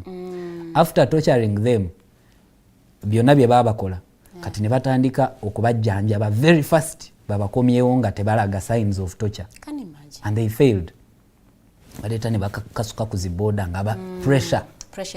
So omuntu agamba nti tewali impact nkusekerera. But the issue of protecting my people, our people, especially the activists, the best way to do that is to empower them to speak more, to empower them to not be accept to be silenced, because when we get silenced, we are defeated. Okay, nga tuvudde ku state suppression. Waliyo ate ba citizen bo ate abakisussa ate ne badda ku bannaabwe ne babalemesa social media, because there is a lot of trolls about omwana trolling fake news, misinformation, and we hear some of them, they are paid to do that. Others akeera noteka your opinion jatakiriziganya nayo n'atandika okusabula mu lulimi lwe bakozesa olwa online. Or planning otya oba have you been protecting your citizens okulaba nti ate teba facing bintu ng'ebyo? One is that I have always come out boldly to denounce and to speak against poor use of social media. Always on X spaces, because we organize spaces, educative spaces, because I have always advocated for a generation, an online generation that is respected. Okuva ku bino babadde batuzalawa abo baana tebalina byakola what keyboard warriors. So we also, just like a country, Uganda, tulina abantu ab'empisa embi. Nga bw'omanyi nti buli ggwanga lina amakomera, lina poliisi to keep law and order. Kitegeeza there are people who are disorderly. So even on X, even on these platforms, waliwo abantu nga bo bampisa mbi. Okitegeera. They are not even activists, they are not even doing it because they are oppressed or what. Bo bampisa mbi. They are trolls, they body shame, they ridicule people, they insult, they abuse, you know. So the first thing that I've done and my administration is to speak against it. Because also our powers are limited. X is not our but it is also nakyo kituyambyeko kubanga bali abalala abatulwanyisa singa babadde n'obuyinza nabo ku X eyo bandibadde batujjako dda. So the best thing we can do is to keep speaking, and I can tell you that I've seen good results, a good turnover of people changing. I have always told my colleagues, my young people, the importance of living a meaningful and purposeful life, even on X. You realize nti ennaku zino social media bagigatta ku CV. Bw'ogenda okusaba omulimu, they will go through your CV. Your social media to see why you post. Exactly. So it is both ways. Katins have been denied so many things because of speaking against homosexuality. I'm against it. I'm an advocate against homosexuality. But you get to some spaces, those who believe that... You don't believe that every right is a right? Actually, that is a wrong. Every human right is right. That's a human wrong, according to me. And this is my view. That is why I even don't want to categorize myself as a human rights defender. Oh. Because if that is what human rights defending is, I am not party. But when you are arrested, when you are tortured, when you are, I will come. You deny medical homosexuality sibirimu. Echo nakigana. So a homosexual who is being denied medical access, you don't stand with them? I think, this is my view on homosexuality. I think that these people have a mental problem. They don't need to be persecuted or killed or what. They need treatment. They need rehabilitation. Ate bwe kiba kyakutta ate nakyo kirala ekyo sikiwagira. No, you don't kill someone because they are adults, they choose to do. But and also me, I wouldn't have a problem two adults being in their room and doing what they want. Sibainako buzibu. Yes. But the problem is promotion. What is in it so that you want to promote, then buli kasera tukyogedeko, then mubere ku street, homosexuality, rights, what are you promoting? You get my point? Yeah, I get you. So, I have been denied so many things because of that, and it is okay. Chengezaako kugamba nti social media esobola okuwa opportunities, esobola okudenyinga opportunities. So, this is the message I've been sending to my colleagues, saying live a meaningful life. Use your handle in the right way. Bwe brandinga ng'omuvumi, abantu bajja kulaba ng'omuvumi. Ate ensi eno tosobola kulivinga wekka. You can't live in isolation. Omuntu gw'ovumye leero ojja kujja nga yagenda okuhostinga ku show ng'akulinako bias. Ajja kwogera hey, you're welcome, what, I've summarizing ogende nga tolina kyoyogedde. Exactly. Omuntu gw'oli mu kuvuma tudde gw'ogenda okusanga enkya nga yali ku pano y'okuinterviewinga. Ajja kulabira wali agamba tetumwagala. Omuntu gw'ovuma leero yagenda okusanga ku kkubo ng'oli stranded. Alimo kuyamba. So bw'obanga kyetaagisa okuvuma, you have a reason. Kitegeera? There should be a reason. Nti onvuma naye nkukoze eki. Okitegeera? Ne bwe mba nkulina kye nkukoze tonvuma, Mr. President. Mr. President, abantu bo babakwatira under the Computer Misuse Act as amended. Naye gwenga omukulembeze and your administration, what are those policies you would push singa baba wadda kakisa? Zemulaba, those are digital policies that would protect your people or your citizens online. Okulaba nti sharing their opinions, but they will not be arrested because they have shared their opinions. There is a law or waberawa mateka gagaba protecting. I wish we were discussing that in another country. Manyize siri muntu. Wane Uganda tebisoboka. Tebisoboka kati wetuli. Siri muntu nnyo akwagala kwogera ideals nga nerabira reality. It is reality that leads us to the ideal world. Exactly. The reality now is tewali police gyogenda teekawo egenda protecting abantu. We are living under a dictatorship. They do what they want, and right now bali mwana chikulaga nti nakumukutte ali mu basement yange nze muyina ogenda kukola ki twamujeko ebirevu tuli muyigiriza lunyankole. What would you do? So kata I cannot start debating simanya we should have these policies tebigenda kukola kasito yogere ekibanyiza bajja kukima okitegeera. So the ideal policy is change of government that we can't achieve in one day or two. We can't, so that's why we are struggling, we are fighting to achieve that. So bwe tunaamala okuachieving ekyo then ojja kuddamu mpite tutuule wano ngambe kati leta policies. There are so many I have them, but it's a waste of time now to start parading them because I've had engagements with UCC and for them their concern, their interest is in regulating social media. Era baina aji amanyi parliament should allow us to regulate social media what. But I've always asked them bana abana ekisooka because I think around like 90% of the people who are online are young people. Basomye, they are unemployed. Okay?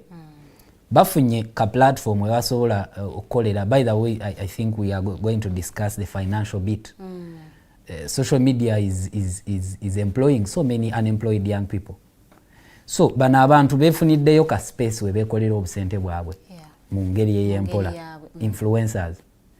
Kati gwe a government mu kifo ky'ogamba nti soke tuba supporting in this way. Gwe your interest is in regulating, control. How do we control them? How do we regulate? You first support. You wake up one day and say, at least once in a year we are going to recognize the digital influencers who are doing well, who are promoting the tourism of the country, who are pushing, you know, zino ze suggestions zembadde saagala kuwa kuba tezigenda kukola tebigenda beerawo. You never know. You recognize them. Bw'omanya nti abaana bano bakozesa ki masimu, teekawo bugifuti bw'amasimu. Bw'oba okwata million 10 n'oziwa abamemba ba parliament bayiseewo ogundi gy'oyagala. How much is this phone? This phone is 2.5 million, 3 million, 4 million. You recognize 100 people every year. Obawa obusimu. Oyagazise abalala okozesa social media in the right way. In the right way. Kwata tripods, kwata laptops. This is a small budget. Recognize these people. Abakoze obulungi. Then bw'omala ekyo katukwata bana 100 bo recognize nze bagambe you come and register your platforms. Because you have supported them. You're not supporting anything they do. Nayo yagala, you want to control them, you want to regulate them, you want to tax them. Why? What are you doing with the taxes you're already collecting? So that naffe tubeere interested okuwa taxes. Ozikozesa ki? Zosolozeza zikoze eki? Nga Kampala, I've told people and I want to make this categorically clear. A capital city of any country is like a woman's face. Omukazi akeera omubiri omulala gwonna yesi mugufaako naye face gy'osinga okumala obudde ng'okola wano omumwa, you know. Nange ng'omusajja bwe nsooka okulaba bwe nti nsooka kulaba ki? My face. Ebirala nyaasi biki mbiraba luvannyuma. But the face is first. So a capital city we tuyina the only international airport ejjudde ebinnya. Every road has potholes. Every road. Ninga budget esobola okutereeza ku nguudo ogikwata n'ogigabira ba MP bayiseewo police bayiseewo bill gy'okola ki? Gy'oyagala. So priorities. Emisolo gy'ocollecting ogikozesa ki? Tulyoke tukkirize fe okole ki? Bino bwe tubyogera, I saw Thombi Nyembo saying I am jealous of him. He posted that I'm jealous. Why would I be jealous of a person who is my father's age? So I don't want that position, first of all. But I'm showing you that as UCC, as a regulator of communication, you have a role in supporting digital influencers before you regulate them. About supporting tujja kwereetanga gwe tuli tuyise na Twitter. Okay, supporting a tour masimu, supporting a tour achi. You know we are influencers. Yes. They are every day we have investors that come in this country. You as UCC, how do you link influencers with investors so that they amplify the works of the investors and the investors pay them?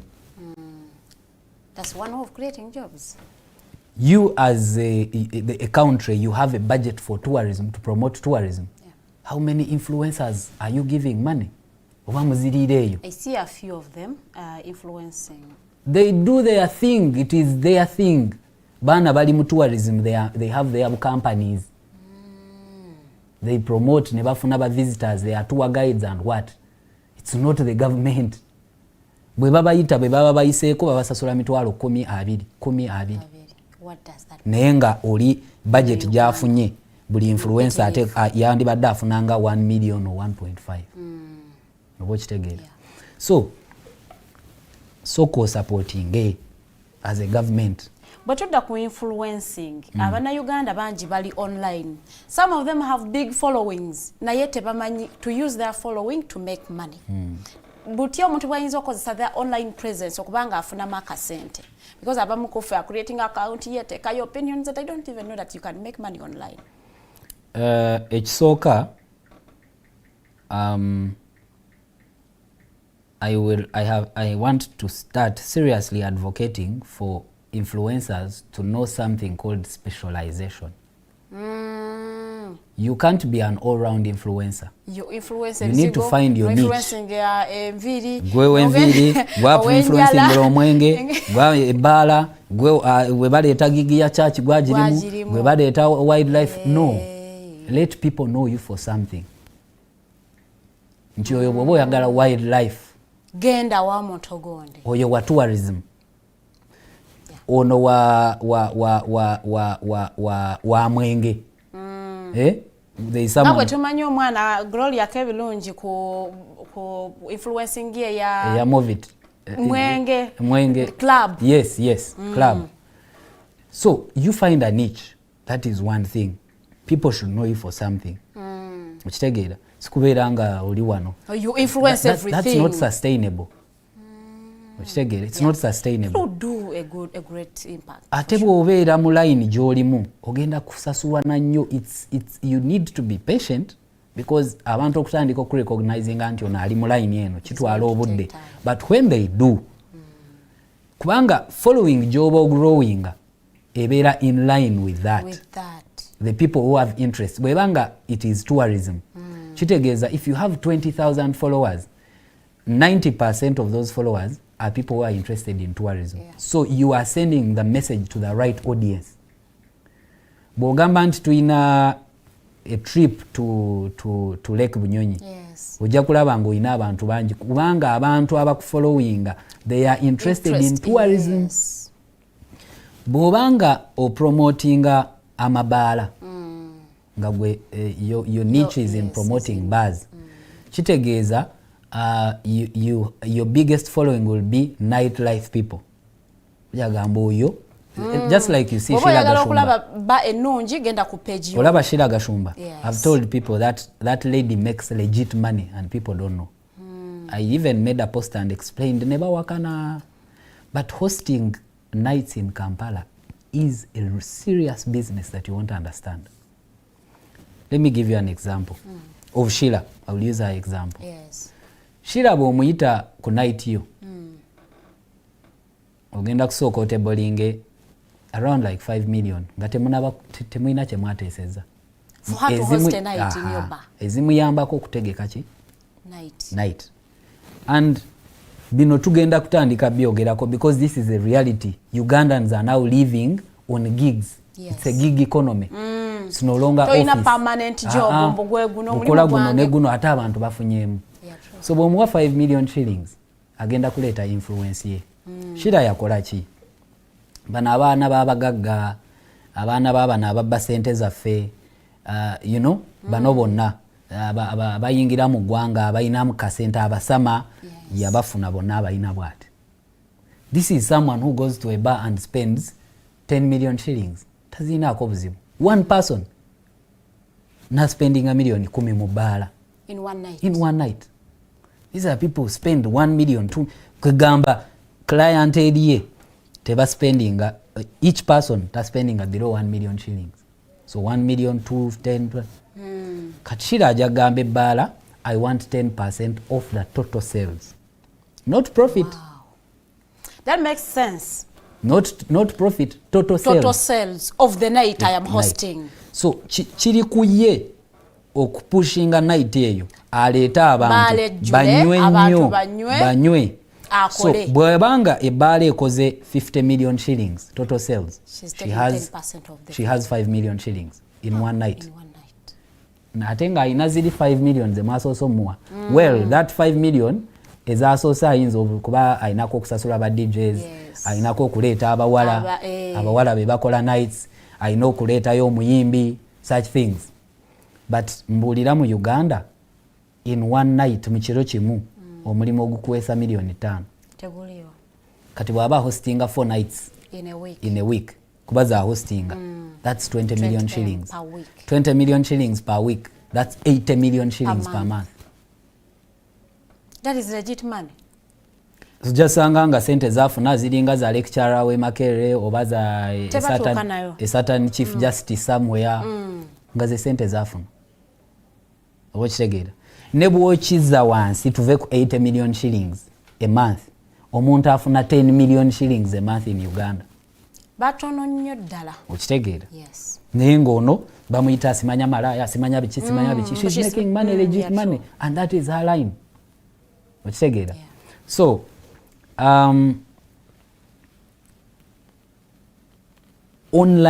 this online thing, you have to find a niche. You have to specialize. People should know you for something. Know you for something specific. Tinze nkola kino specifically. Wow. Okitegera. Yes. If you are an activist, people should also know you. For that? Yes. Tokera no posting about life, no posting at don't you wanna. Yes, ate ekirala kyenjagala okukiriyaringa on air. These people who say you are funded to do these things. You get money from imperialists, the president told us. Do people know the risks that come with activism? You can't manage activism without financial support. You can't. Because bajja kukwata wetage sente za bail. Nkugambye nze na losing a business because of you know opposition. I have threats on my life. When I exposed Mbara Regional Referral Hospital, nagenda yo, I went to visit my cousin who was sick in the gynecological department. And I found the whole department stinking. So nimbabuza chichi ne bangamba you go to the toilets. I was shocked. Gynecology. Omuntu amanyi gynecology nti abakyala bano babeera n'ebirwadde mu bitundu byabwe ebyobukyala. Naye toilets ze balina otuulako ate zibongera bulwadde. I took photos and posted. But na postinga, in like 3 or 4 days they came and tiled and did everything ne bazizaawo. But 16 people were fired. What? Yes. Because they allowed cleaning you... department. No, because of failing to do their job. So katibano, you're creating enemies. Wano chokoze kituufu oyambye abantu abakyala. Naye gwe bagobye yakulabanga mulabe. Asobola n'okunoonya. That's activism. When you do an exhibition, say pothole exhibition, someone in KCC ayinza okugobebwa. Ajja kitwala personal. Ani atandika exhibition ye. Tandika okunoonya. This is activism. So abantu balina okulekeraawo okulowooza nti for example, during the march to parliament abantu basonda sente. Ugandans both here and those abroad solicited money that went I think up to something like 45 million shillings. Ezokutuyamba era ffe tetwala bannaku mukomera, twalina bail money, twalina buli kimu. Okitegeera? So kati awo jagamba nti funders. No, it's because in activism we need money to sustain activism. Ate ensonga lwaki bakifuula ne bakifuula nti imperialists, it's because they know that if we are financially empowered, activism yaffe tujja kola tugenda gyongerako. Kati balina okidemonizinga. Okitegeera? Bakidemonizing. But so getting back to your question, yes, my colleagues, the digital influencers. One, you find a niche. Funa ekintu abantu kye bakumanyiddemu, specialize in something. Two, kozesa bulungi account yo. Account yo si yakuvumirako bantu. Account yo si yakuwemula. Account yo si yakukwata bitundu by'abakyala n'oteekayo. That's not, tewali muntu ne bw'aba wa bbaala ne bw'aba ani agenda kukunoonya akuwe gig because you're doing that. There is no one. Some do that bagambambo, they are growing their following. Which people online mwagala nnyo ebintu bwe biti. Which following are you growing? Egenda kuyamba kye following. Because yes, you will grow the following. Actually, people who post that have more following than we do. Naye following ekuyamba ki? Era olunaku lw'onoolekera okupostinga ebyo oba oluzinze. That is why you see online osanga omuntu ng'alina 20,000 followers n'apostinga ekintu n'afuna engagement nyingi, n'osanga oli alina 1 million followers ng'apostinga there is no engagement. Because people who are following you tebalina nsonga ya kufollowinga. They just follow. That is why I've been discouraging people from these things of follow for follow. Follow me back, I follow you back. No, you should follow someone for a reason. That's what we call organic following. I'm following Nova because he's the president UOX. He fronted this campaign. He has led us well. What? So, buli kintu kyenteekayo ojja kuba okirinamu interest kubanga you followed me for a reason. Kati ffe bino byagamba yamba small account ekule follow ebyo nze si follow for follow. Omuntu akufollowinga talina kyakwagalako, talina nsonga. That's why postinga takuwa engagement. Kubanga yebyo si yebyo ya followinga byo postinga. So be patient. My account is as old as 2017, but I just have 19,000 followers. Nze, I'm the president of Ugandans on X. But I can tell you that ntekayo post nefuna engagement okusinga abo abakuliza gundi zaabwe mu follow for follow. So account yo giwe ekitiibwa. Togifuula ya kuvuma, togifuula ya kukola kito bino kambi bagambe mu kamera nga mundaba. Ugandans on X and all digital influencers. One, you find a niche, you specialize, be known for pushing something. Two, use your handle meaningfully. Three, add the virtual connections. On top of the virtual connections, add the physical connections. Talk about online. Tewekweka. I discourage faceless accounts. Guli eyo wekwese teri akumanyi teri amanyirinya teri account yo teriko face teriko chifanana. Then you come to my DM, Mr. President, I want lunch. I have not had lunch. You have a following, naye wasalawo kwekweka teri agenda kuwa business nga takumanyi. Okitegeera? Those are great tips. Yes, come out, let people know you, but they attach a face. And when we organize Ugandans on X events, come through, get these physical connections. Bemulaba abapushinga gigs all the time. They know each other, bemanyi physically, bekyalira. Yes. So gwe bw'osigala mu kwekweka muganda wange, embeera ejja kunyigiriza, tuli mu ggwanga where unemployment is a normal. The only employment you have is yoka following. Naye gwe bw'osigala mu room yo nga weekwese, ojja tuuka okulya bulangiti yo nga tolina kyakulya. Okay, nga tumaliriza.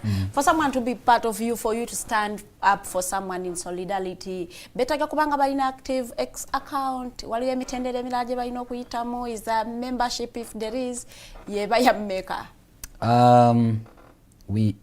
Initially we didn't have membership. UX is not registered initially. Because twalina fee eyo nti bagenda gikozesa okutu infiltratinga. But like I said, it was my job making sure I build that foundation really strong and solid. But now, I think next month, we are going to register UX as an association. And we are going to have a small fee of registration of 20,000 shillings. And it's then affordable. A subscription fee of 50,000 shillings. Annually. Because we want to accommodate everyone. People are left out. But also this money is going to help us. I can tell you I've lost a lot of money ezange ng'omuntu because I've been using my finances. Okutambuza UX. Yes. Every day I have an activity. Every day. Not 1, not 2, not 3. And online, physical. Physical. Nachija online. It's both online and physical. I'm here. Am I not representing Ugandans on it? I use the transport to come here. After here, I have 3 or 4 engagements. Both ezange neza UX. So, akasente kano njagala wenvira mu office next year mu Gwokuna. Ndekewo foundation nti n'omuntu omulala yenna azze nga maybe talina ka financial muscle kenyina asobola okuleadinga. We are losing on good leaders kubanga tebalina sente. Now this is national kugenda mu bululu kuba politics and leadership was monetized. Naye kati njagala kulekawo nti mu treasury ya UX mulimu akasente nti oli bw'ayagala okulinnya kaboda ka mutwala asobola okukalinya n'agenda n'aweereza. Oli bw'ayagala that kind of a thing. I want us to have an office. Tubeere ne office or tubeere ne omuntu asobola otusanga. We have departments, we have people busy working for Ugandans on X. I want us to save something. We can have a saving scheme oyo aba asobodde ti akasente kano kagendeyo, nti bwe tukeera ne tufiirwa munnaffe tetutandika ate kusonda busonzi. Tulina ekyokutandikirako mu treasury mulimu akasente. Tugambe nti buli member aba afudde tugenda kumuwaayo sente bweziti. Buli member aba afiiriddwa kubanga okufa kya bulamu. Abantu bafiiriddwa nabo tubateekeko. Should be child, mother, father, wife, husband. We limit it to that. Mukitegeera? Oli bw'aba alina wedding member waffe oba omukyala ng'alina okwanjula ng'ayanjula naye tumuwaayo akantu bwe kati ne tuyimirira naye. So akantu kano kali mu treasury mu nsawo. Mukitegeera?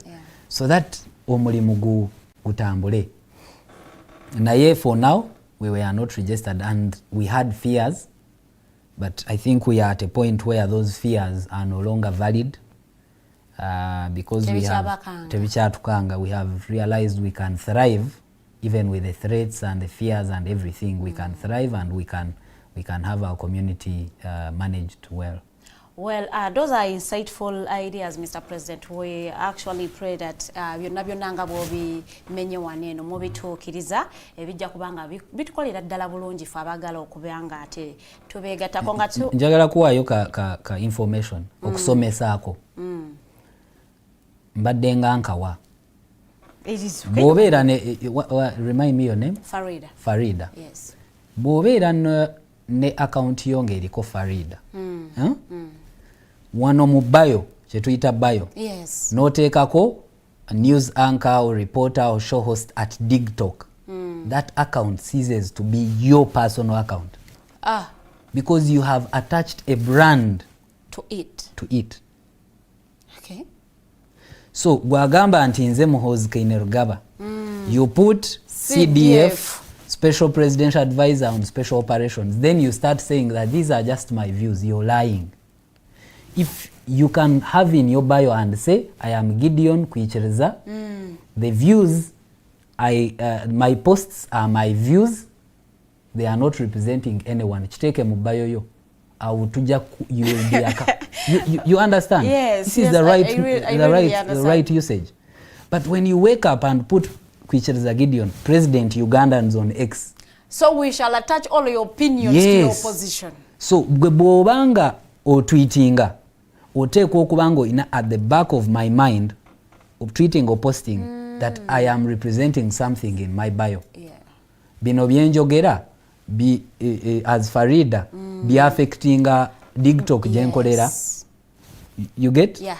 So tebaddamu kubalimba nti omuntu aina erinnya lye then wano n'atachinga to something views zibazize. No. They are not your views. Wow. Yes. So that is the right usage. So when then do we draw a line between when I am giving my own opinions as me, as Farida, who is not a journalist at DigTalk, and when I am giving my opinions as a host? You can give your views as Farida, but those views should not affect or damage the reputation of the organization you have in your bio. If you want to have your exclusive views, then don't attach. Or you can create a second account where here you're a journalist, here you are a normal Ugandan. I think Njize, abali studio baize, and those that are watching us have also learned a few things. Mr. President, I want you to give a message to the Ugandan government. To the Ugandan government? Yes. The first thing is, Muludewo nyo, the Ugandan government, you say do that. What? Yes, I said the Ugandan government. Yes. Baludewo nyo, emyaka 37 tusaba mutuule, this is to President Museveni, byewakola wabikola.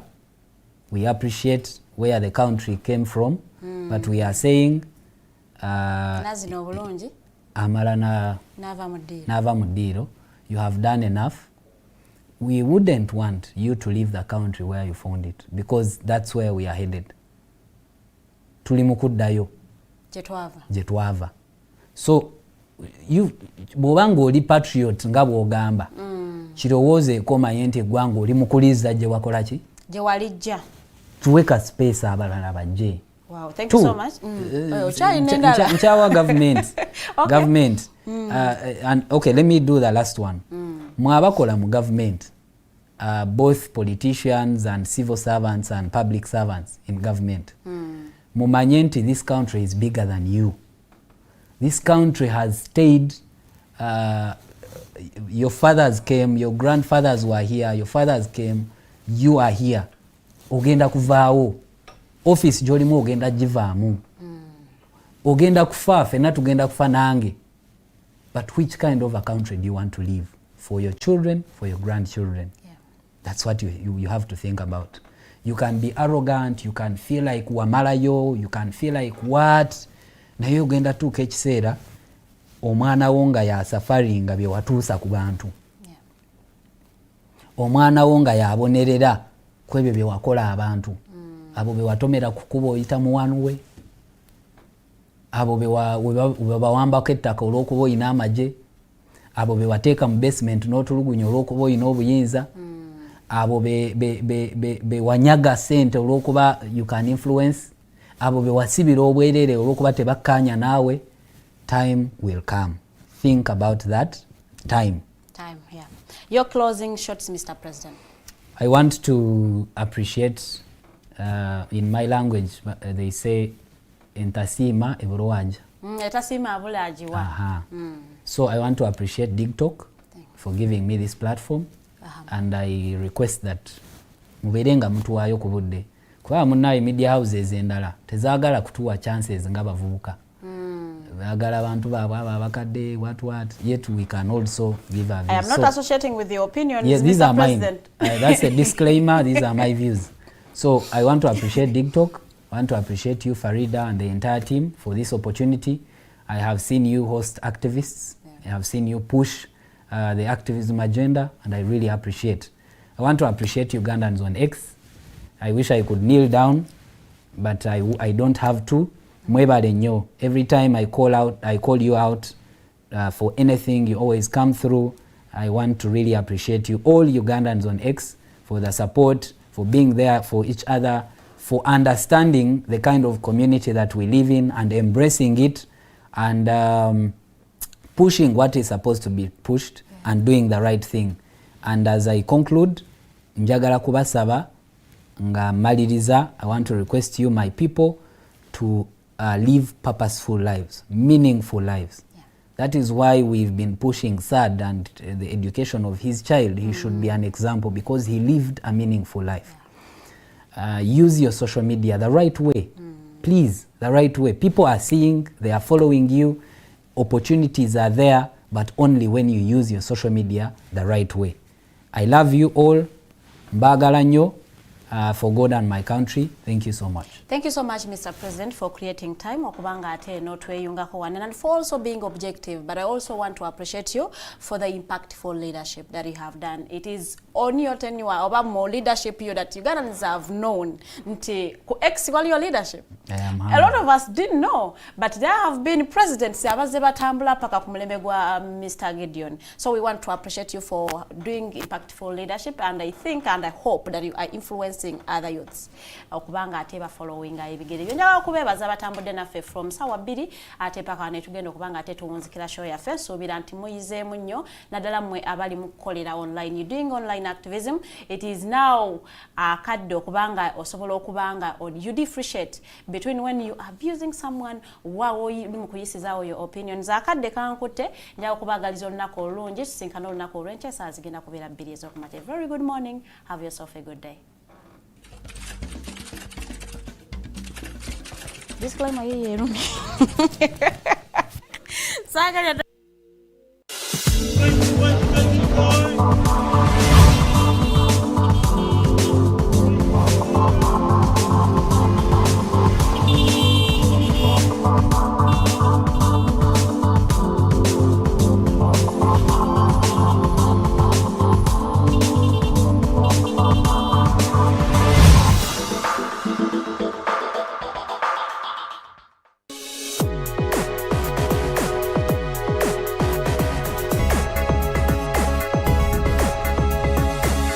The Alternative Dig Talk.